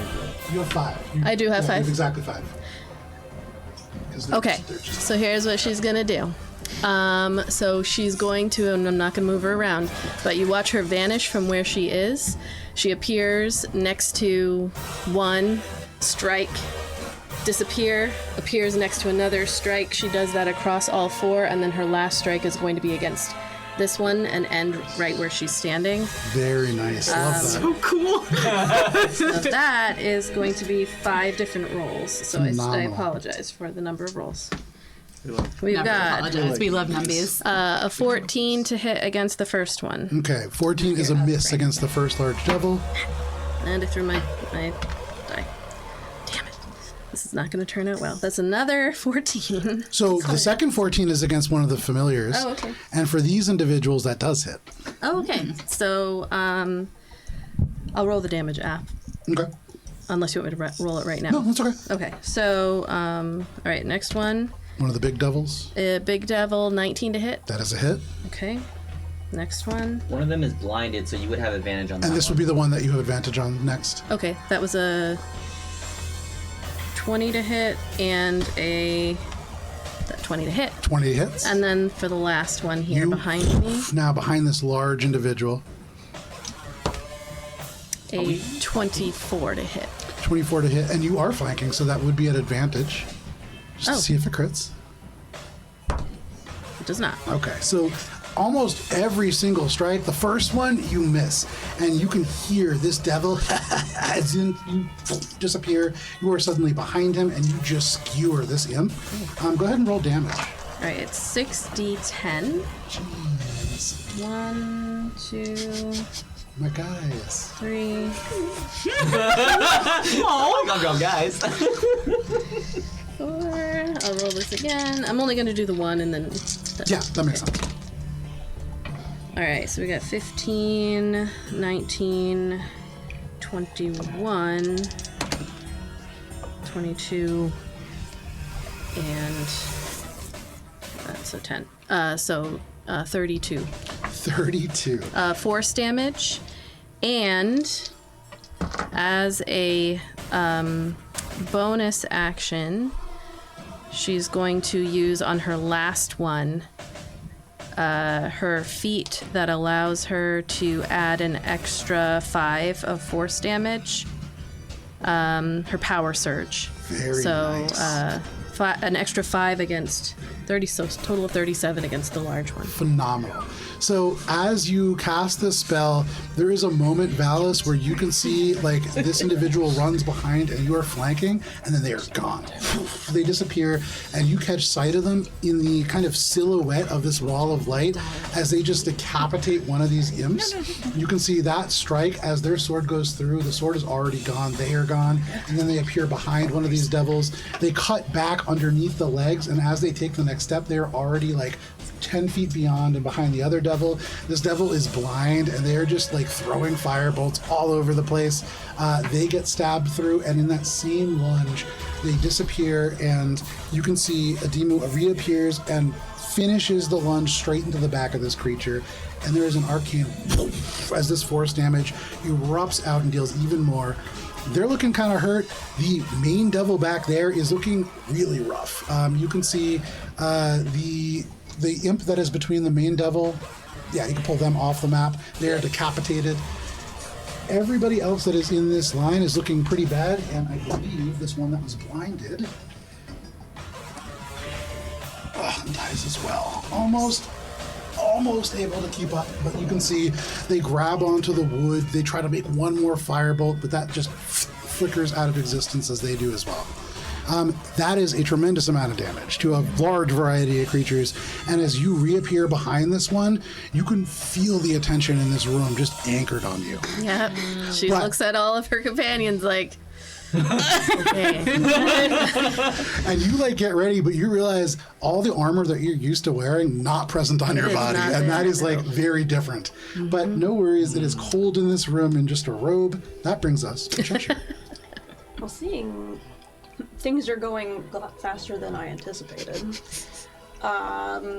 Looks like the biggest cluster of them is over in that corner. Yeah, right there. Yeah, there's Cool. three there. We're dropping a synaptic static there, Joe. Phenomenal. It's an intelligence That is an save? intelligence. As long as it's saving not throw. on me this time. I may or may not have gotten down Every by time the I last roll one. against these area effects, I roll like such garbage. I'm okay with that. Yeah. So bud. both the devil in front and the imp kind of familiar, both of them roll 11s. The one over there rolls even lower, and so I imagine all three of them fail. Yes, they all fail. Yeah. Oh boy.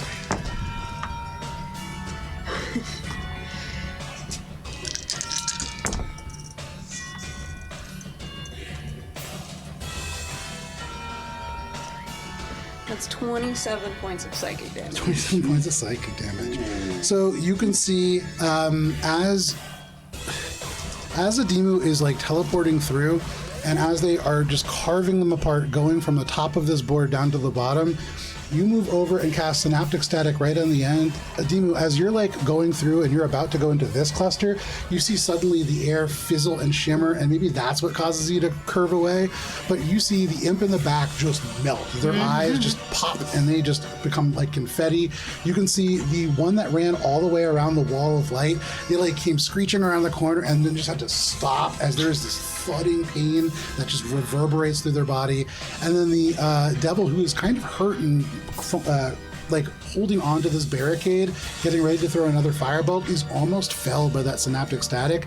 They are barely clinging on to life. You see these two tiny little wings, almost impossibly small for the larger body, like fluttering rapidly to try to keep them up. They look almost like a promoted version of Rez. But you can see they are still alive. Anything else, Cheshire? Survivors have muddled thoughts for 1 minute, Okay. which is where they subtract a d6, from all attack rolls and ability checks, Nice. as well as Constitution saving throws. So just to remind me, Do you want a thingy? this guy actually got a much brighter You pink. want one from that these? Oh yeah, those are pink too. Ah. That looks great. Is that the fuddled? It says magic effect. Sure. We have bamboozled and we have embeasoned. Beasoned, yeah. So no worries. As you cast Synaptic Static and it goes across this place for just a moment, you've seen them absent almost everywhere else so far after the tapestries fell apart, but you see just a burst of strings appear. They thread through the eyes and ears and minds of these individuals and seem to almost distort their thoughts, even as they pull real elements of their brains and kind of like organic matter out. But that is your turn, Cheshire. And since balance do be struggling. Oh, buddy. Don't be struggling there, buddy. You hear Cheshire's encouraging words from behind the pillar. That is your turn, Cheshire. That does bring us to the devils. That wall of light still up? It's still up. Okay. So, Time for For some now. cardio. reach over here. 10, 15, 20, 30. Stand right in front of the wall. Dramatically backlit like it. Oh, yeah. Here we go. He's going to make an athletics check to see if he can jump over. They have muddled thoughts, so they are D10. It is a d6. 6. For the first one, a 5, and for the second one, a 1. Oh, That's it is only a. that's for you subtract it from attack rolls and I'm ability thinking checks. of what is the D10? The confusion. Oh, Yeah. Okay, no worries. So D6 is for them. They have a slightly better range than melee, so he will just kind of wander over here. Adimu. The large creature that is in front of you turns around, and they are going to go ahead and take 2 attacks against you. While I am concentrating, I have a +2 to my AC, so just It's not great. But Every little bit counts. Every little bit does count. So the first one is a 9, and they swing and they just go straight over you. From over top, you can hear, "Oh, not used to being this big." He goes over, raises another hand up, and just brings it down. Does a 12 hit? Not when I'm concentrating. There you go. And so they try to slam down. You hold this rod up, and it is like an arcane force just in front. They are frozen, and you can hear them just go. And they try to push down, but they cannot break through this barrier. That is all that large devil can do. The one that comes up and makes the athletic check as an action, they're going to just leap over that kind of thing and get right into contact, but that is their action. The one that doesn't need to do that does get 2 attacks. Does a 13 hit? Not when I'm concentrating. It's a 14. This is rough. I rolled one double real natural low 20. That AC, was it. folks. I have not rolled above a 10 since we got back from break, basically. No worries. Okay, so that is all that one can do. Startling There lack of sympathy at the There table. are 2 more who are going to go ahead and throw fire bolts. One might actually hit. That is going to be a 20 to hit. That hits. Great. Me. Yes. Firebolt. And I have to make a con save. It's not going to be super high. You take 8 points of fire damage from that individual. I rolled in that one. Okay. Wait, and so So my wall of fire goes away. as you are like throwing this kind of sword around, individuals are throwing firebolts that are just going all around you. They trace and cannot quite hit until one of these individuals, their little wings carry them up, and with their last effort, they just and throw this firebolt, and it is just enough. It hits you right in the small of the back. Your nerve seize up for a moment, and that breaks the concentration. The light goes away. It is a little darker. It is a little colder. But the only other one that can still go is the Ice Devil. And they are going to look around, and then seeing the wall of light gone, No. yeah, and pick up their little... Damn. I want that That vial. is all that they can do. That Did you brings us subtract to the... D6s from those attacks? I did not. Thank you. Thank you. Even it's gonna still be in It's cocked. I think it's. I I think it's meets it beats it. If it was a 20, it wouldn't have mattered. Ah, okay. It was a 6. So, Yeah, it still would have hit. okay. Yeah. so very close. Then. Yeah, thank you for keeping me And honest. since our resident rules lawyer, That is all I of the have devil one of on those too. retained. And That I brings very us much to appreciate. Ori. Alina, you're on deck. Oh shit. Ori, Cheshire will not let you behind this pillar. What are you going to do? Just let me scooch. No. Just let me get by. Get your own pillar. Get If your you own. want me to go to the things behind the things, then just let me get by. Hip check out. Rejected. I'm gonna insightful fighting the one that seems to be leading them, Sure. and then make my attack. Let's see. Don't forget that bless. Is it Blessed. +4 to every Plus D4. ability? D4. Yeah. Yeah, Hashtag. +D4. Attack or saving throw. It's not an attack, but I'll save that for when I Ah. do that. This is the skill Insightful check. Yeah. 24. That easily beats theirs. They rolled a natural 1. Cool. Okay. You can get you very much get the sense that they are leading. You can see based on how they're kind of proportioned, they don't have the best balance likely, and especially because they're not wielding a sphere, they're a little back heavy. You get the sense that there are certain places you could strike them that will enable you to do a little bit more damage. You get the sense that you have that advantage on them now. Cool. Okay. Do I have advantage on the shot mechanically? If I am. No, it's insightful fighting. You just get the bonus of sneak Yeah, attack without getting But advantage. yeah. Okay. So I have nothing else. Okay. So then I'm just gonna take the shot. No, But he's in base Actually- contact with an ally, right? No, I'm shooting this one. Oh, I'm sorry. gonna actually move around the pillar, He do having be gotten glowing. bumped out, and I'm gonna go over to the there. Yeah, up in the nook of that staircase. He You is go. glowing. That's an important detail. So this one's glowing, right? So you would have advantage on that. Yeah. Because it's glowing. Oh, yeah. There Oh, you go. okay, Good cool. point. Good point. Okay. So you go over into this corner. There is just construction supplies all around, like scrap wood that has been brought from somewhere clearly above. You can see that there is stone that has been kind of laid here, ready to be shaped. But as you duck into this corner, you have a good line of sight on this individual, and they are glowing. Cool. Now I'm gonna shoot him. Damn. It's a 31. 31 hits. Dang. That's Starfinder numbers. And this is a sneak attack, but I'm not gonna do anything else besides the other fire charge. Okay.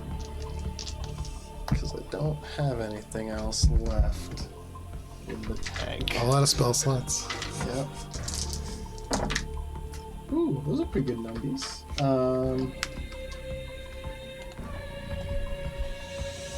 Math tonight is just a thing. 36? 36. Six of which is fire. Okay. Doesn't do quite as much as you'd expect, so. Anything else, Ori? That is it for me. This creature is badly hurt. And as you are able to sneak this crossbow bolt through, from where you strike them, they're kind of like turned away. They had just bent down to pick this thing up, and you hit them like right in the armpit. There is no armor that protects that. There is no bone or muscle. It just sinks deep into flesh, and there is a gout of this dark blood that strikes the snow. You can see they sag down to one knee just briefly and cough. There is blood on their lips, but they stand back up. They're still up. You know what? I'm gonna use my action surge and Are hit you him gonna again. steal my fucking double kill? Yeah. Damn it! I shot him twice. I'm gonna shoot him again. Put him out of his misery. So you use your action surge. This is why you multi-class. This is what I'm multi-classed for, so I can hit him once per short rest. I'm This realizing is how it that- feels to be Billy. I am realizing very much that Ori has designed his character to always get one more shot. What was that? It's another. That hits. Go ahead and roll damage. It's This Ori's is not a sneak attack. Yeah. So this is just the fire and piercing. Sounds like a last word. You just gotta, like, Ooh. 1 fire and Rounded into 10 one. piercing. Ori. From where you are, you can see that strike, it almost drags them down to their knee. As they sink down to their knee, you level the crossbow and you fire one more time. And in this moment, you can see they turn their head to see where the crossbow bolts came from. And in the gladiator helmet, there is just the narrowest slit, and you put an arrow straight through. And you can see it goes straight. There is no yell, there is no gasp. You just see the hand that holds this ruby vial release. It drops into the ground at their feet, and they are dead. You can see. I was gonna do that. Keep the vial. Suddenly, right in front of you, Adimu, this huge towering individual brings their hand up to strike, and then you see they distort and are suddenly back to their regular size in a very leathery fist, just right on your chest. Doesn't hurt. If anything, this is like a little bit lower than a natural one somehow. They look up and they go, ah! Oh no. They are not pleased. The little wings flop in the air. They do not seem to benefit from that spell anymore. But that is your turn, Ori? Yes. Anything else? That is it. Now. Alrighty, Alina. Thank you. And then these two guys are both blinded? Lowered? They're, No. They have muddled thoughts. Oh, muddled, right. Okay. 1, 2, 3, 4, 5, 6, 7. It's like, all right, I guess I'll take those guys out on my way to pick up that vial. Nobody take that vial. It's mine. close the portal while you're there. No, we should talk about that. And then I'm gonna do Eldritch Blast, but I'm gonna do them one at a time. You said these guys are both looking pretty rough, right? One of them, the one that is like a little bit bigger, looks kind of like Rez. Yeah. That one, really bad shape. Okay, so I'll start with him. Just Sure. one blast. Is that cocked? No, it's not. 19. 19, that hits. Okay. So that's gonna be. Oh, I didn't roll the blast. That's okay. 9 points of force and 9 points of force. 9 points of force is exactly what you needed. Very nice. They had 9 health left, and as you strike into them, their hand barely gripping the wood, you can see it just releases and they slump down behind the barrier. Bye bye. And then the other one's gonna go to the other guy. That's a 22 to hit. 22 hits. And that's gonna be 10 points of force and 4 fire. Or fire. It doesn't do quite as much as you would expect, but no worries. You can see that strikes into them. They almost are knocked backwards. They look around very confused. Their thoughts seem a little bit muddled. But anything else, Alina? Nope. Just All right. sights focus on that vial. Sights focused on that violet glows in the snow. That is your turn, Alina. That brings us to Minka. Valos, you're on deck. All right, cool. So seeing that Our new friend is currently having a bad time. Yeah.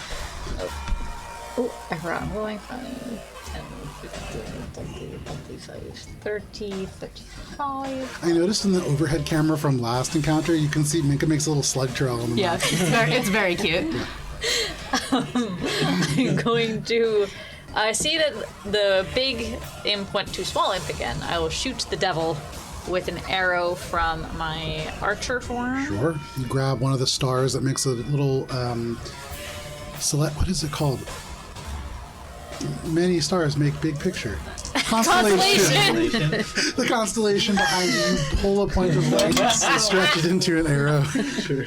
Connect the dots. I just couldn't think of the word. I've been trying all session. Stars do make 26. big picture. 26 is a hit. Times. Okay, so that is going to be radiant damage of an amount. That is going to be 18 points of radiant damage. That does twice as much as you'd expect. Give me 1 second. That's 18. That is 36. They are still up. You can see they are hurt by that radiant arrow. It goes into their shoulder, and then the flesh just explodes around them. You can see just ash flitting away, but they are still up. They hold the wound shut. You can see they look around for where you are.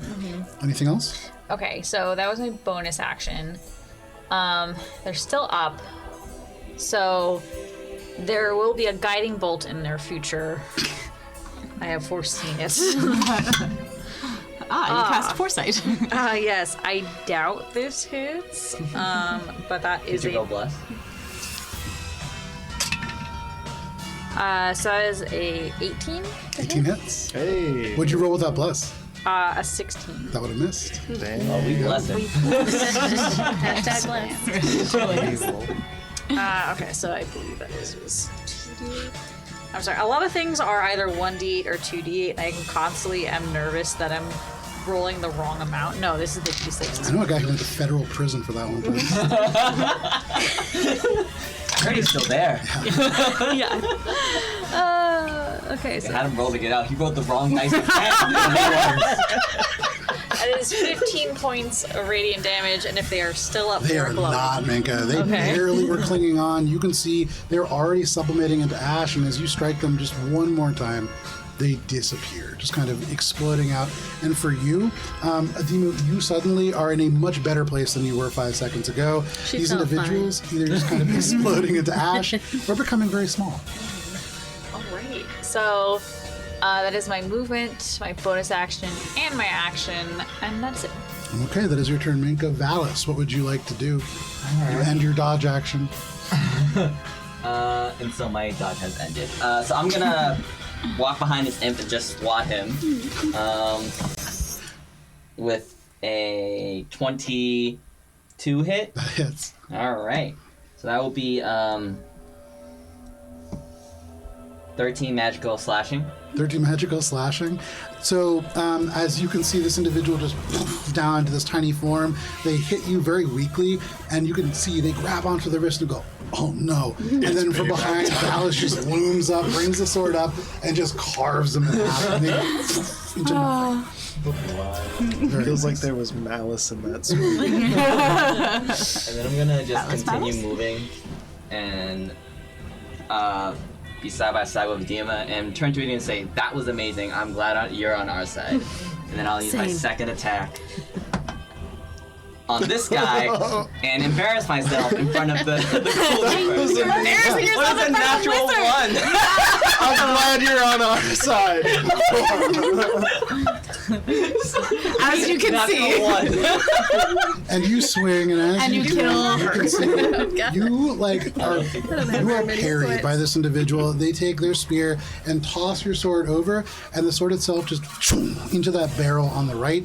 And as you pull, it just snags on the metal and is stuck. You are disarmed. The sword is now just sticking out of that barrel, and you would imagine it would probably take an action to pull it free. No. As you can see, we need a lot of help. It's like, Anything else, Valis? All right. This is you why say I said something, struggle. and you bring consequences to yourself. That is your turn. That brings us to the top of the round, and to you, Adimu. This individual comes up and says, "I'm glad you're on our side." They swing, and you can see why. What would you like to do? Yeah. So You know those posters are like "Who Rescued Who," and it's like the dog from the pound. You're looking at Valis, and he's looking a lot like a poster dog. how's the baddie looking? The one directly in front of you, they're hurt. They're not like on death's door, but they're hurt. The other one who is off in the corner in the distance, you can see their thoughts look a little bit muddled, and they are really in bad shape. All right. Well, if you didn't have the sword stuck in that thing, I would probably leave. But, so as a bonus action, going to cast Shadow Blade, just like put her spear down, and then create a sword, and then as my action, attack the guy. Absolutely. So go ahead and make your attack roll. Damn it. Okay, 23 to hit. 23 hits. And that's 2d8 psychic damage for 13 points of psychic damage. Nice. Anything else? And, no. Okay. Just gonna stay there and maybe get in between. The wizard will get in between the Paladin and baddie the and devil. the paladin. Fully armored paladin, and you, without any of your armor, you're like, yeah, I can make this work. You slide in between, no problem. For what it's worth, you can see like Minka casting bright light all around, and so at your feet there is just stark shadow, and you basically harness that, grabbing it out from the ground and swinging it across. This creature in front of you is looking really hurt now. But that is your turn. That brings us to Cheshire. Well, this is contained, so I'm gonna make my way up from the pillar Okay. and mosey my 30 feet in to go try to break the stones. Okay. That way? Yep. So Okay, you make your way over to the stairs. You can see this project under construction. You can see Ori just firing their crossbow from the corner. And off in the distance, you can see the chains that kind of hang. You can see this iceberg that is so infused with evil and just this sensation that rolls off of it. But at the same time, it really feels like it's calling you in. Beyond this portal, it is freezing and chilly and disgusting. But you can't help but feel that there is more power beyond, for what it's worth. Anything else? Nope, All right, that is your turn, Cheshire. That brings us to the devils. So this individual, there's still muddy thoughts? Yes, for a minute. Nice. Okay. They're going to throw a firebolt at you, Minka, because you are glowing bright in front of them. That is minus a d6. That is minus a d6. So that goes from being a 26 to a 20. That still hits. Still going to be a hit. You take a massive 5 points of fire damage. As they roll minimum damage, they are muddied and they don't seem to be able to really land a shot. Actually, as a reaction, she's gonna turn and cast Dispel. Okay. I mean, sorry, Counterspell. Okay, no problem. And that's very easy. Give me 1 second here. It's not Firebolt. I think it's a spell-like ability. Give me 1 second here.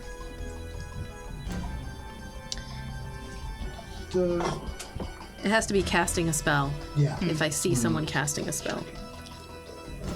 It is not a spell, Oh, so okay. you wouldn't have to use that reaction. Okay. So no worries. You can see they throw this mote of infernal flame, but that is all that they can do from that distance. The one directly in front of you is going to look up. They spit, they hiss something in infernal, and they are going to strike out even as they try to get away. And they don't have muddy thoughts. That is going to be a 23 to hit. That hits. Hits. And I'm concentrating on the sword. That is going to be 12 points of slashing damage. Objection. I intercept. I use my Okay. reaction to intercept and reduce that by 14. Very nice. And so as they go to strike, you can see they try to withdraw and they swing, and suddenly there is just the clang as a shield intercepts the way, and they step 5 feet back, which would provoke an attack of opportunity from Valis and from you if you would like one. No, I'm gonna hold my reaction Okay. just in case. Absolutely. Valis, you taking your reaction? I don't have a weapon in my hand. Yeah. Punch! But can I smack him with my shield? You could try, yeah. Was it your action to intercept? Oh, you're right. No. Thank you. And so they are just going to, because they don't have an action to climb, very awkwardly just run around this thing and make their way to here. I'm going. As they begin to head towards that portal, you can hear they call something out in Infernal to the other devil, and they begin to make their way in that direction. But that is all that they can do. That brings us to Ori. Can I bonus action eye for detail? As I say to Cheshire, what am I supposed to do with the totem? And then I'm gonna look for a way to get through this area to get. Make a to perception where the check. Totem is. What? What? totem? You told us about the fucking thing. The tablets? Yeah, The tablets? I was gonna say nobody said the word totem. What do you know that we don't know? Totem I'm going to tablets. find a way to take out the tiki torches. You got what I meant, though. That's a natural 20. Hey. So you look up at the Tic Tacs, and there are a variety of ways that you might be able to get to them, but the tennis court that you can see is a little bit further than you would be able to reach it from the ground. You do have a crossbow in your hands. You could shoot it from pretty much anywhere, but it's a small target. It is a small stone tablet that is about a foot long by maybe 8 inches wide. The only way that you can see it from this distance is because Cheshire pointed it out, and it is glowing with this infernal writing. Should I hit it? It'll disrupt the portal. I hit it. You can attack her. We'll find out. All right, try to hit it. Yeah. Do I get sneak attack?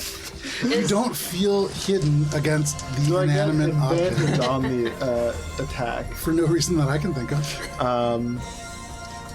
No, because I used my eye for detail. I can't steady aim. Damn. Okay, but Or it's. if you want, though. Oh, I can add it. If you want. Only if you want. Totally your If you feel like Yeah, it. you know what? I think I'll. Yeah, I think I'll do that. She's like doing good. Oh wow. Oh wow. My God. Does a 17 hit a fucking. It does not. A 17 in the swirl of chaos of combat. You can see the ice devil just die. There's like wind howling out of this portal. It's a hard shot, and you do miss. Oh, I'm gonna Come get. on, you slacker. There's ice in the way. You don't dispel the ice in the other room. You It's can't hit the just tablet in this one. What is the matter with you? Stop yelling. Cheshire has actually followed you from behind the pillar. It's like just they were hiding. They didn't let you behind it, but when you left, they just followed you to yell at you. I'm gonna No move problem. up to get a better angle. You do that. That is your turn, Ori. Yeah, that's it. Alrighty, Alina. You can see this vial right in front of you, and Ori just stole your kill, and they're going for the vial too. What do you want to do? What? Oh, no. Did I see him take a shot at the thing? Yeah, you did. Okay, so Alina, as a free action, is going to be like, wait, stop, don't do anything to the portal, please, not yet. What? Just wait. And then she's going to, again, 2 Eldritch Blasts, but I'll do that one first. Sure. So 1 on that guy. They're trying to get back in. 14? 14 is a miss. All right, Yeah, D. I did, yeah. I rolled a 2 on the die. I'll send the other one at him as well. Sure. Okay. Sorry, the bless just keeps applying, right, to everything? Yeah. Yeah. Bless is a great spell. 17? That is still a miss, just like last time. You throw these Eldritch Blasts, and this is a tiny little target. You hit the chains themselves, but you do not hit the tablet. No, I'm shooting at this guy. Oh, at that guy. What you mean? I don't want to hit A the tab. 17 does hit. Thank you. That's right. Sorry, I got confused with the word. That's okay. The happens to 2 of me us too. are easy to confuse. Almost exactly identical. That's going to be 8 It's points the of hair. force damage and 4 fire. The fire damage doesn't do as much as you would expect. This individual's still standing. Okay. Anything else? Yeah, using my movement, I'm going to head down to where the thing is. Using the hypotenuse, that should be good. Can I? Yep. Can I pick up the vial? You certainly can. You Okay. reach the ground and you pick up this vial, and in this instant, you can feel that there is something just lurking within. As you kind of swish it around, there is blood, but there is just like the moat of energy, and you can tell all at once that you could probably summon Rez with this right now. Like, as a free action? Yeah. Hell yeah, I do it. You squeeze onto this, and suddenly, right behind you, you feel Rez reappear. And you can just hear, whoa! Buddy! That was crazy! Oh my god, I know. Like, okay, it's crazy now, too. Portal to studio, He right just there. looks all over, and he looks, and you can see the wings go down, the little ears droop down. Everything Buddy. about his body language changes, and for the very first time, you see him begin to shiver. As there's an immediate reaction of fear. It is beyond fear. There is like terror. We'll give him a little hug. So you kind of grab him, you shake him. I'm just gonna yeah. I mean, you can just hear, he says, we gotta close that right now. What? Okay. Really? I thought we wanted We're not ready for that. Okay. You can see he turns, he points, and he says, do you know who that is? Oh. Levistus? Levistus, Well, what is? Prince of the Fifth. The dude we just killed? No, this is way worse. Look at the people you surrounded yourself with. You think these guys can take this guy out? No, we gotta close this. We'll go a different way. We gotta get the tantalin first. Oh, get the what first? Don't worry about it. He goes up. You can see he starts flying, kind of breaks free a little bit, begins to look around for some way to fix this problem. But no problem. Anything else, Selena? Yeah, I mean, So remember how we were hearing about this like big guy that was eternally frozen that they may or may not be trying to make a portal and dunk him into some lava? yeah. That's the glacier. That would track. Anything else, Selena? Glacier. I'm so sorry. Glacier beyond. Oh, beyond. Oh, okay. Yeah. Oh, Yeah. there's a guy in there. The big guy. Horrible Probably. dread. It would seem. Okay. It was. Oh look. Sorry, Hannah's catching up a little bit, No but worries, no that's okay. worries. The pieces fall into place as Yeah. Rez fills you in. You're like, oh my god, right, there was that guy. Right, and then Alina, just in the final throes of her free action, is like, never mind, close it. So Alina, now on board with the Working on plan. it. That is your turn, Alina. Yeah. All right, you have Rez back. You have this item, and you know almost intuitively there is something that you could do very similar with this that the devil did to their own imp individual. Just need to go to sleep. But that is your turn. That brings us to Minka. Valis, you're on deck. I'm gonna scoop myself over yonder, Okay. my little snowplow way, and I will shoot this guy. Okay. Wait, pause. This guy is running towards the portal. I will shoot the guy running towards the portal. There you go. You go ahead, you make your attack rolls. For you, Adimu, you have suddenly the clang as the shield comes up in front of you, and then as all this gauzy fabric just flies by you, and Minka throws this arrow out towards this individual. Let's. 28. 28 hits. All right. Arrow. Arrow is this one. 14 radiant damage. 14 radiant damage does twice as much as you'd expect. He had 15 health left, and so that's pretty good. Because as they are getting going, you can see they are only about 40 feet away. If they sprint, they can get into that portal on their next turn. But you fire this arrow, you fire it true, and it hits them right in the dead of the back. The arrow keeps going as they just explode into ashes all across the ground, and it just embeds into the ground before dissipating. Awesome. Anything else, Minka? That was my bonus action. I will. Dang it. I have no more movement. I cannot. That's the last guy on the field. As far as you can tell. That's encouraging. For now. Guiding bolt. I guess if we wait much longer, Levistus is going to be like, hey, woke me up. I think that's a 31. Yeah, that hits. Okay, guiding bolt. This is just like a spirit bomb.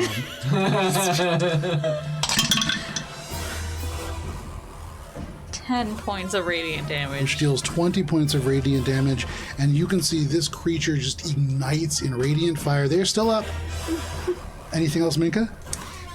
Dang it! and then she'll kind of look around and just be like, Where did everything go? No problem. You turn around, you look, all those creatures are gone. There is like flesh and bones in the ice that seems to kind of maybe have belonged to those lemurs prior to their transformation. But that is your turn, Minka. Valis, what do you want to do? Let's see. I am going to first turn to Edema and just say, "Oh, that devil, the one next to Alina the satyr, is with us." And I point to this one. And you can see, very different than many of the other imps.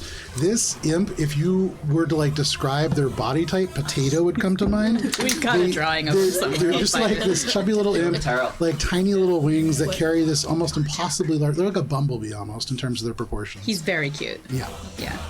But the rest of them look a little bit more infernal. All right. I am going to.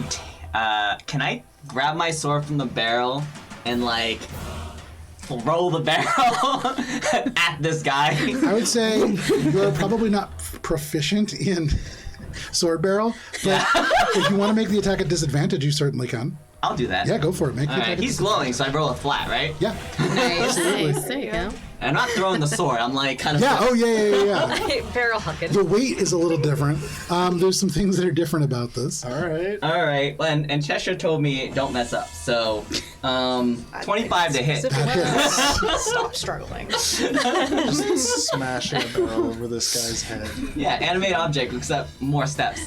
And fewer objects. I don't. Is this just an improvised weapon? So Yeah, this is D4 an improvised plus weapon. strength? Yeah. All right. So let's go with He looks like that. Aw, cute. He's very cute. He's a cute boy. 6 barrel damage. 6 points of bludgeoning damage. These tarot cards. Hold on. Smite it? Can you smite? through No, a barrel? no, I can't. No, just I 6 threw a bludgeoning. barrel. 6 barrel damage. You swing, and the barrel shatters across this individual. You can see splinters of wood embedded in them. They are still up. You can see the glow subsides as you take advantage of that, but anything else, Valis? Yeah, I'm gonna turn around and look for Johan because I want to say something at him. So is he like in the room behind, or is he in the room behind? You turn and you look. They are about 30 feet. They're like right in the middle of the other room. They haven't moved. And in fact, if anything, thing. they look a lot more casual. They look like they're sitting. Their leg is crossed over. There's no seat. There's no chair. But they just look as if they are sitting on the air. And they are watching. There is no real expression that you could read at this distance on their face. They're close to 80 feet away from you, but no words. Look around and He's got one of those things that the street performers use. Oh, yeah, for sure. Yeah, it's a lock. proud that my barrel move worked. I'm gonna put my sword on my shoulder and start walking back, and I'm gonna say to Johan, ask Johan, how do we close the portal? Okay, so you're like, that worked. And you turn. Devil's still very much up, but no worries. You start walking away. That is your turn. Break that thing. Someone else has got it. That brings us to you, Ademo. You can see there is only one individual left, and after Valis embedded a barrel into its face, decided that it was done and walked away. It's not. You can see it like pulls wood out of its face. It's getting ready to throw a fireball, but Okay. All right. She's kind of been clocking the different conversations that have been happening.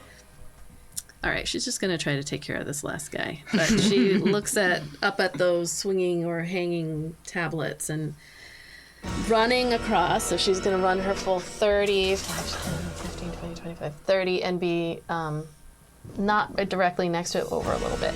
Like more over. One more.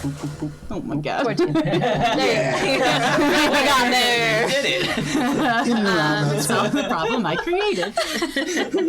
She's gonna run. As she runs, she's gonna dip down, grab some ice, and then sling it towards the devil, doing ice knife. Nice. Oh, love ice knife. Great spell.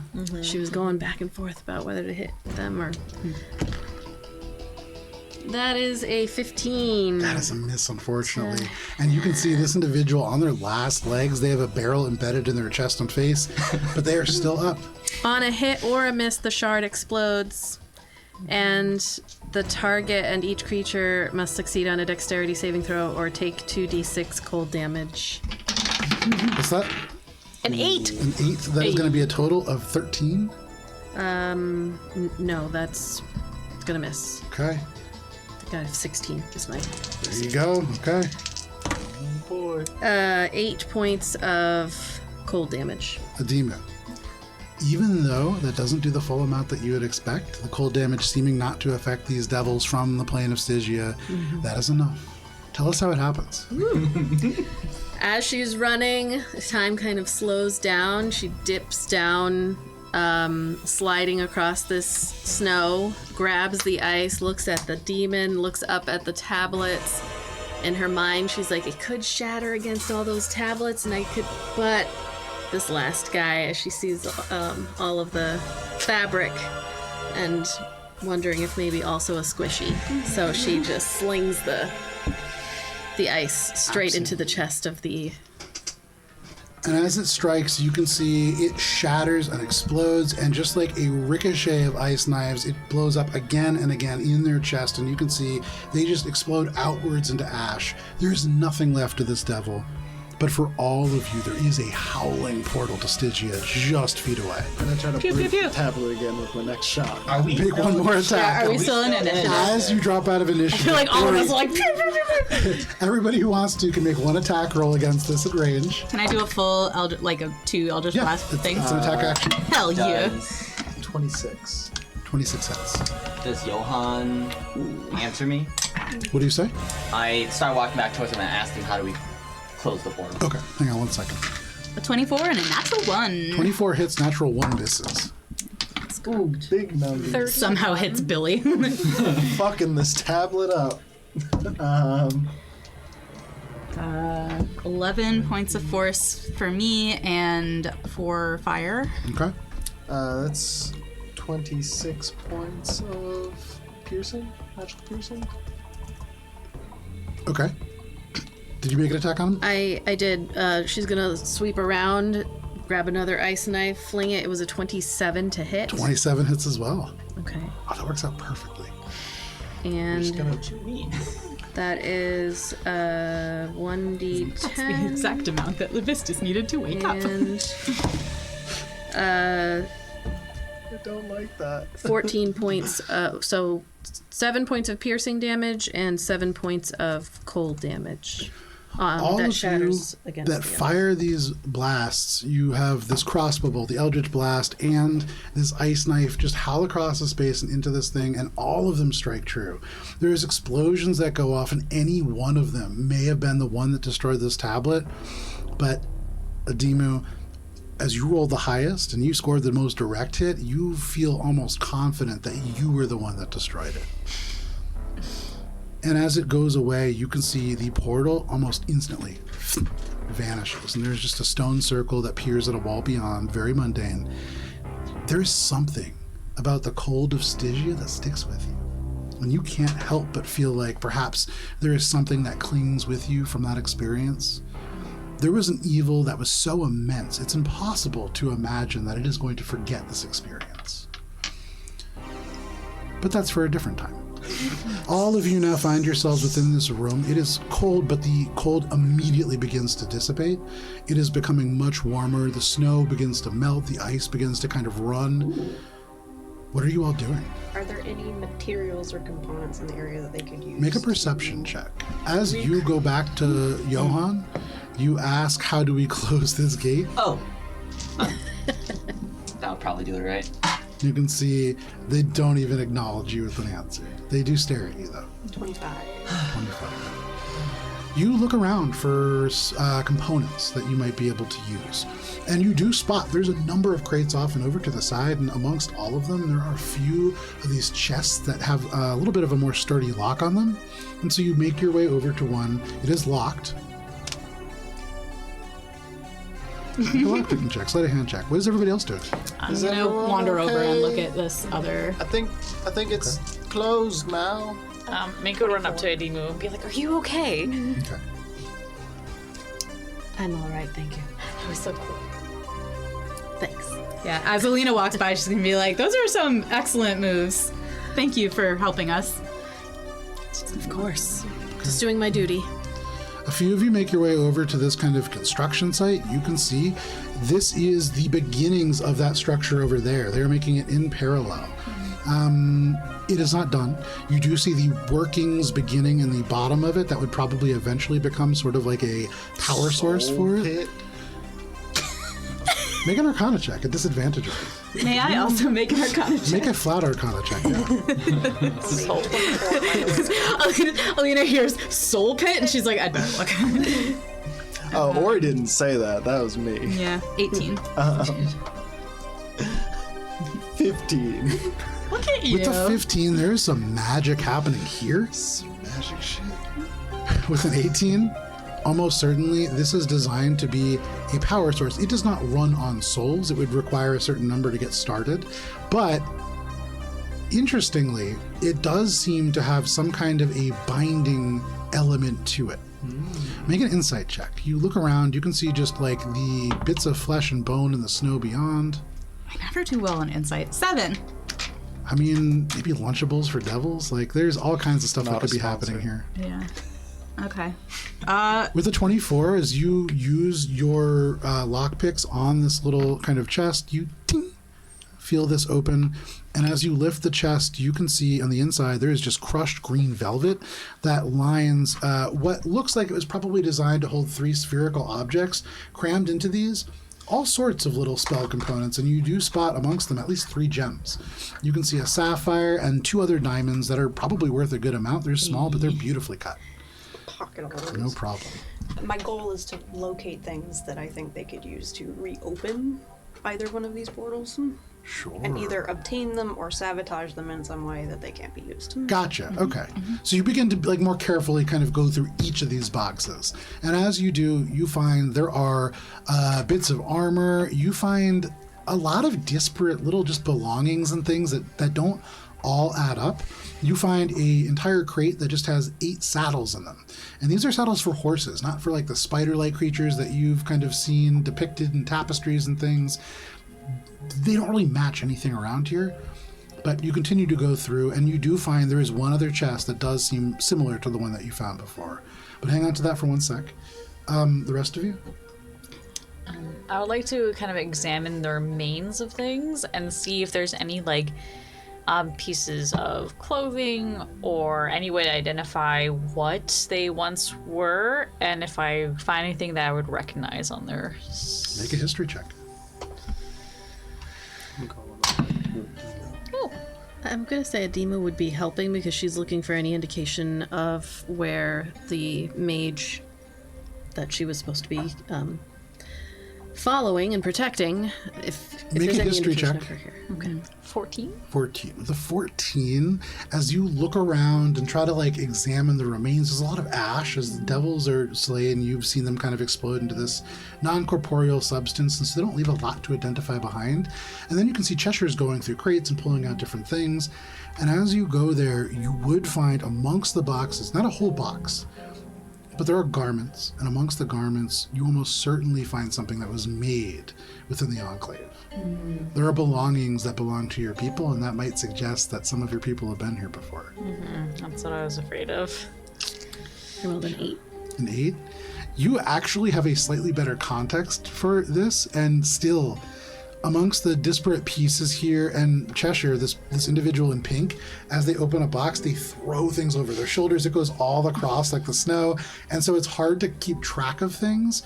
You find like this one cloak, and you're like, oh, I saw this somewhere else, and you look around, and then you realize it has just been moved from where you saw it the first time.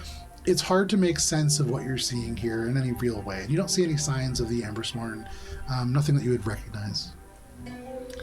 I'll turn to Johan and I'll ask, have you made a decision yet? I believe I have. Tell me, Valis Birchbillow, do you ever smell almonds?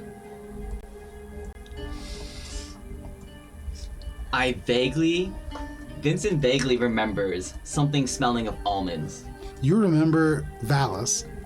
At one point, you had almost been able to grasp onto a dream. You remember waking up in a place where the light streamed through. It was beautiful, soft shades of green that hinted at being within the Emerald Spire. And in this place that you intuitively knew was your home, you felt that there was another presence nearby. You smelled almonds as a door opened, and then that dream ended. You were still not able to connect. And then it dawns on you that perhaps it was not a dream. Perhaps that was the edge of a memory that you had had removed. Okay. And in that moment, this individual says, "You have, I think. You look for your memories.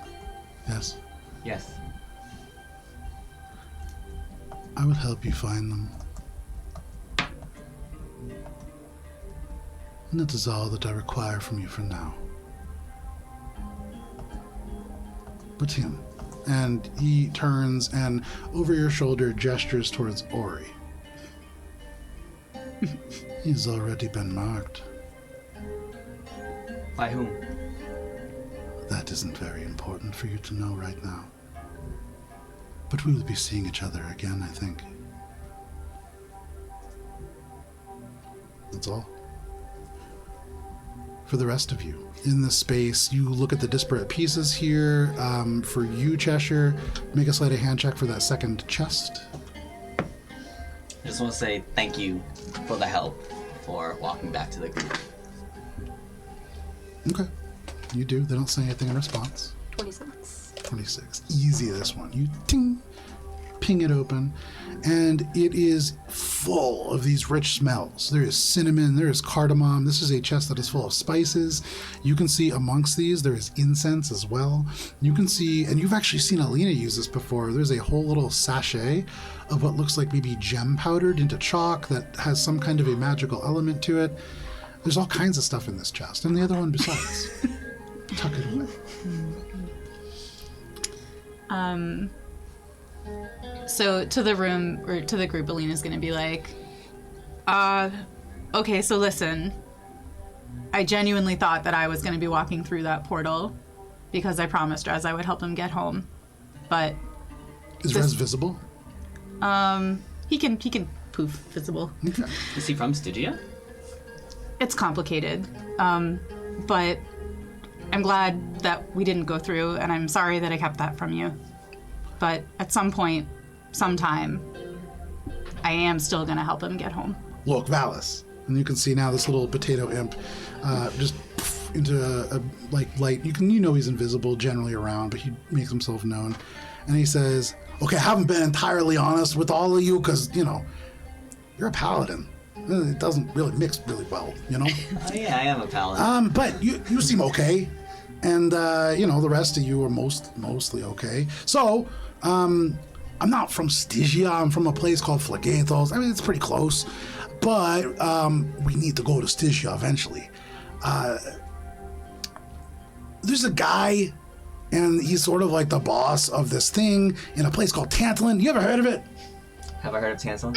Make a history check at disadvantage, I would say. Have I heard of it? Make a flat history check.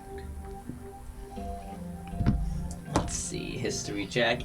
8. 23. You've heard of it. It's a delicious snack. Cinnamon, it has some kind of a pork base. But for you know Tantalon as a city within Stygia, the 5th level of the Hells. Tantalon is sort of one of the biggest cities there. It is one of the very few places that mortals are allowed to cross into should they have business. And typically they would need protection from like a larger, more powerful individual. I would say further with that check, Tantalon is set up to be physically like several rings of city, and the access to the interior rings restricted to devils of a certain kind of class or higher. The thing that Tantalon is most well known for is their magical scroll work and kind of Scrivener abilities. And there are people who hail from different parts of the Hells. There are individuals that travel from the elemental planes and beyond to be able to get these magical scrolls. It is like what they are known for on this level of hell. And in the harbor of Tantalon, every now and then, there is a massive glacier that can be seen. And within that glacier, imprisoned forever, is the 5th prince, Levistus.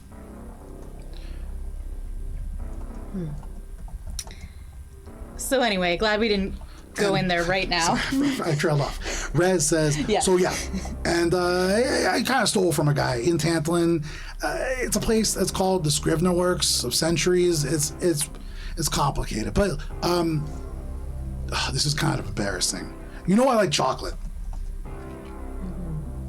So my boss had chocolate, and I wasn't supposed to take any,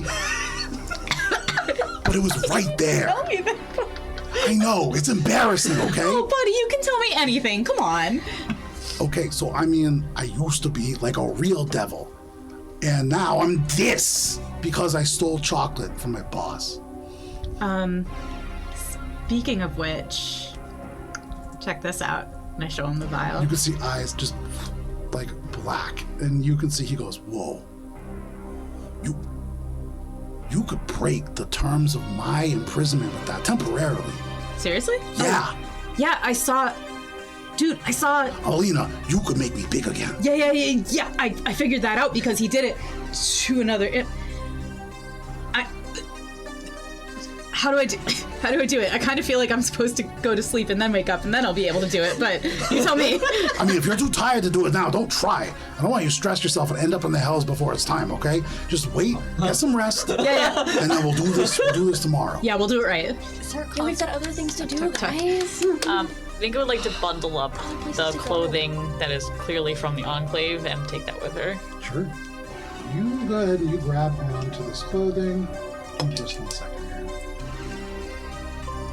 Cheshire, what do you want to do? It seems like you've got a plan.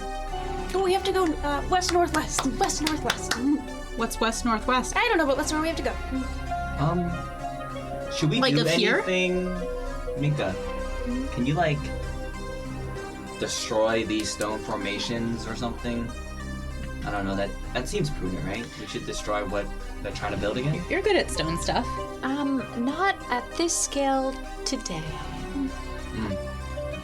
Adimu would look at Ori and just say, does your father or sister know that you're traveling with a demon from the hells? And that one of your... Whoa. And this imp, like, flies over. Look, first of all... She, like, gets her spear up ready. Yeah, you better be ready. Look, Whoa. I am not a demon. I am a devil, okay? Demons and devils are different. A devil from the hells? Thank you. I made the same mistake. I mean, we've only been fighting a blood war against the demons for all of eternity on behalf of you mortals. You're welcome. But yeah, we're different. You. I have questions You want to for that later. maybe you should like go invisible. Just Fine. I'm sorry, but and then telepathically she's like, some people just aren't ready for it, you know. Fucking idiots. Yeah, right. Anyway. Rez, thanks for being honest with us. You hear this guy in your head, and then, yeah, no problem, Valis. I think we're both very sorry that we didn't tell you the truth sooner. I certainly am. You get nothing. Yes. We are both very sorry. So the temperature rises in It was this him room. and me talking to y'all. Yes. Demon's And that just was like, Ori. On to the next. Did you give Rez your word that you would help him get back home? Yeah. For another time. If not, Okay, no. Cheshire, Just not how? now. Why do you want to go west northwest Because all of a that's where sudden? we have to go. But why? I don't know. But how? So like a while ago. Why did you know about the tablets? Because I know magic, Ori. I know this is a But why- foreign concept for you. That kind of magic It's magic. is infernal tablets. Well, yeah, I can't read it. Oh, I can. Wait, are the tablets? Is the writing still there? Because I can read it. You shatter them with like 41 points of damage. Here for deceit on that. Sure. Okay. Make an insight check.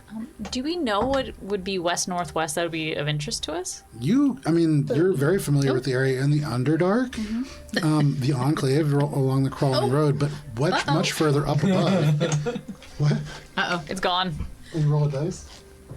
Matt rolled really high. Oh no, on she's inside check. he gets Okay. info. Oh, DM insight. Look over there.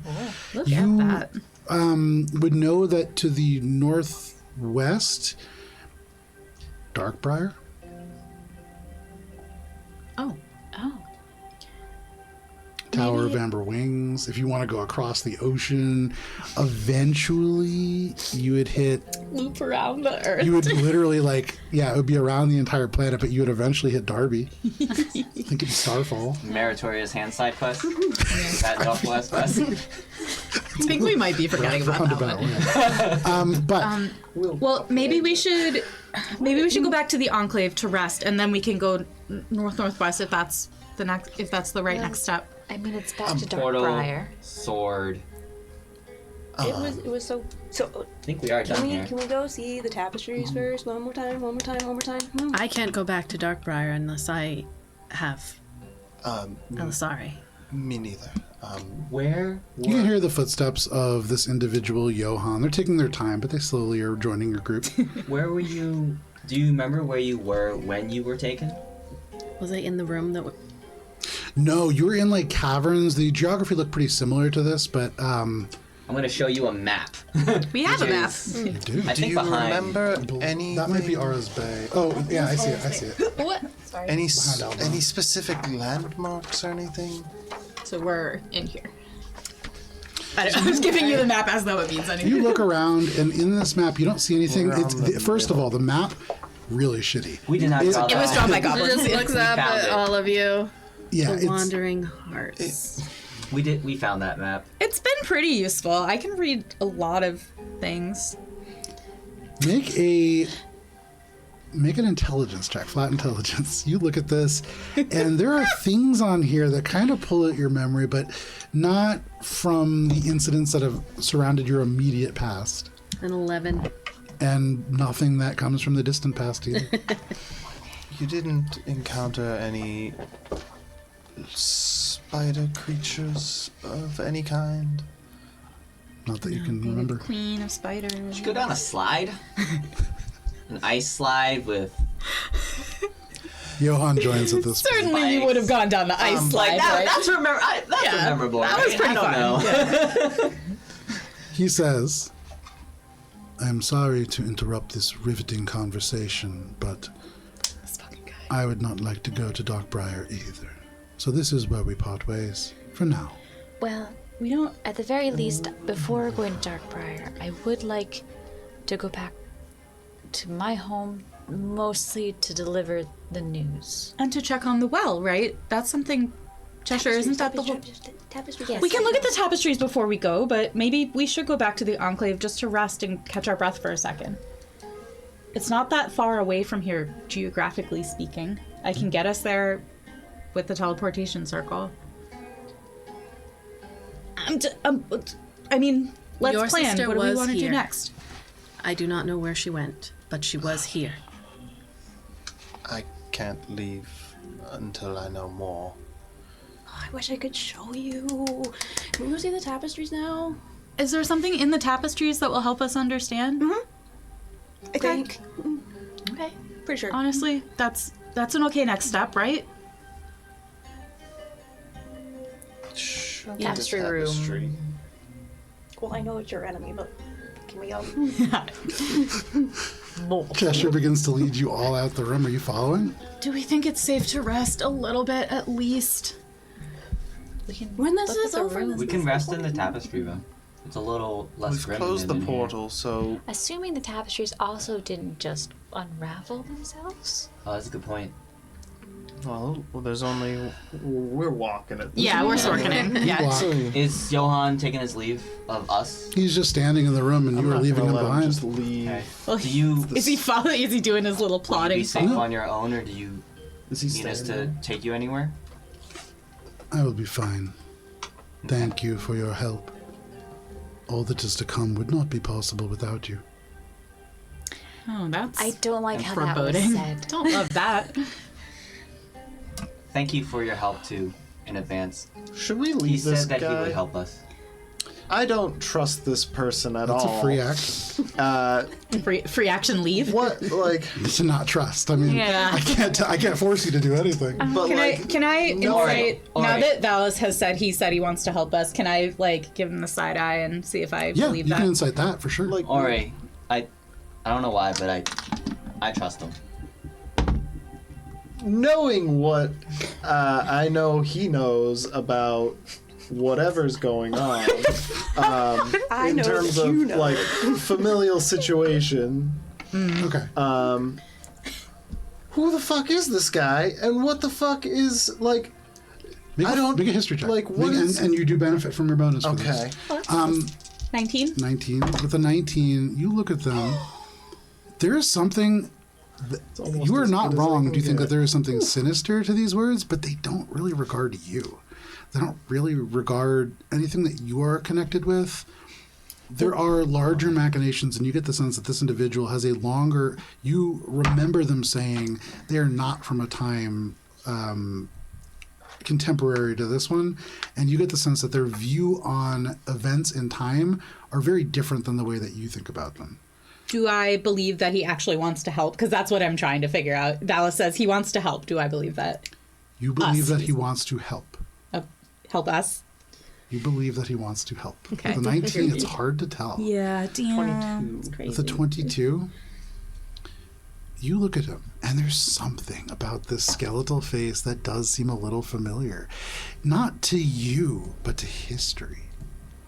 And that name brings you back to a classroom a long time ago within the Magiocracy. Everybody learned about the fall of the Onyx Spire. And there was an Austenlock branch within that Onyx Spire, and there was an individual who was the archivist of that place. And you can't help but think that the name of that person may have been Johann. With that role, you don't have you can't remember suddenly a snapshot. That was the picture, that was the face. But you look at this individual, they would have to be really old. We're talking not just centuries, we're talking at least 1,000 years. Are you all walking away? No. I'm Cheshire following walks out. Cheshire. I'm gonna You follow start to Cheshire walk, around. but then wait until everyone else is gone and Okay. Minka? I think I'm also invested in the tapestries. Okay, you head out. Honestly, Cheshire's finally just saying stuff. I'm like, yeah. Cheshire has never ever before been this decisive Yeah. about anything. So I'm on it. I'm in, no worries. in it. I think Adima would exit the room but stay within eye distance, visual distance of. This is a prince-ish type person. Yeah, I mean, if what they say is true, Yeah. and you're not 100% sure it is, then yes. Yeah, so she's gonna be keeping her eyes on the brother of So the you person. go into the main room, but you kind of still keep an eye Yeah. line. What about you, Valis? Everybody else now out in the hall. Just if- Ori and this guy. If Ori stayed behind, I would stay behind with Okay. him and the guy. Just awkwardly there. Yeah, as the nosy. third wheel. Ori, what are you guys talking about? Elorion, why do you linger? your name is a bit familiar. What are you really doing? What do you know? Make a diplomacy. Make a persuasion check.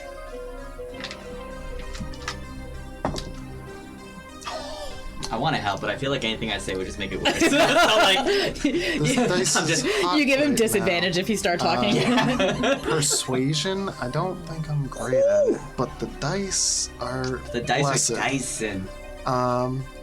21. A couple things happen all at once. Damn. You say that, and they look at you, and there is this intensity in their gaze. And you can see the mouth hangs open just a little bit. They lick the tops of their teeth, and you can see Fangs. And they say, I bet you would be so good. But you are already promised to another. A shame. But perhaps a different time. I'm like, And they become a bat. Vampires, man. Damn it, Off into the fucking distance. awesome luck As he vampires. flies away, I sense undead. I mean, not sense undead, divine sense as he's flying away. Undead. And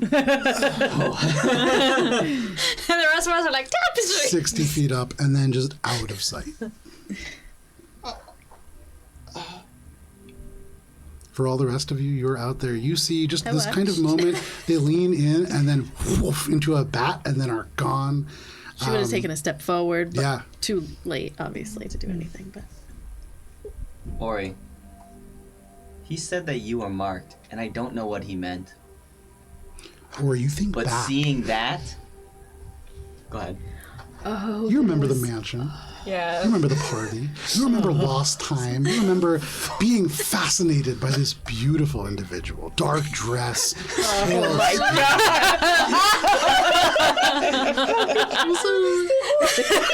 And you realize that in the past, you have felt this lingering gaze before. You were never able to place it. But you get the sense that there have been times where you may have felt alone and you were not so much so. You get the sense that there is a fascination to you that perhaps has lingered. But because it is 10:05, this is where we're going to end for the evening. Oh, he's gone, girl. Izzy, thank you so much for joining us today. Thank you. Thank you, Izzy. Great Good build. having you. Yeah, it's great to be here. And we'll be able to talk a little bit between, and then we'll figure out sort of a trajectory for this character. They still exist within Alberon. If you want to come back and play them at some point, you definitely can. You definitely pissed off Levistus, though. Oh yeah, for sure. And so mechanically there is a curse of Levistus, a whole thing. And it's actually the reason I said it worked out really nice is because none of you guys got stuck with it for a while. Oh, thanks, Izzy. Thank you, Izzy. Tomb of Levistus, cool Glad to warlock help. thing, less cool when it's not by choice. But you can join us for D&D next week. We'll be back. You can check out our stream when it re-airs on Sunday. This is going to be at 4:30 p.m., preceded by Mosaic Team 5, which we played last night at noon. But please, it is wild out there. Stay safe. We'll see you next week. Bye. Bye.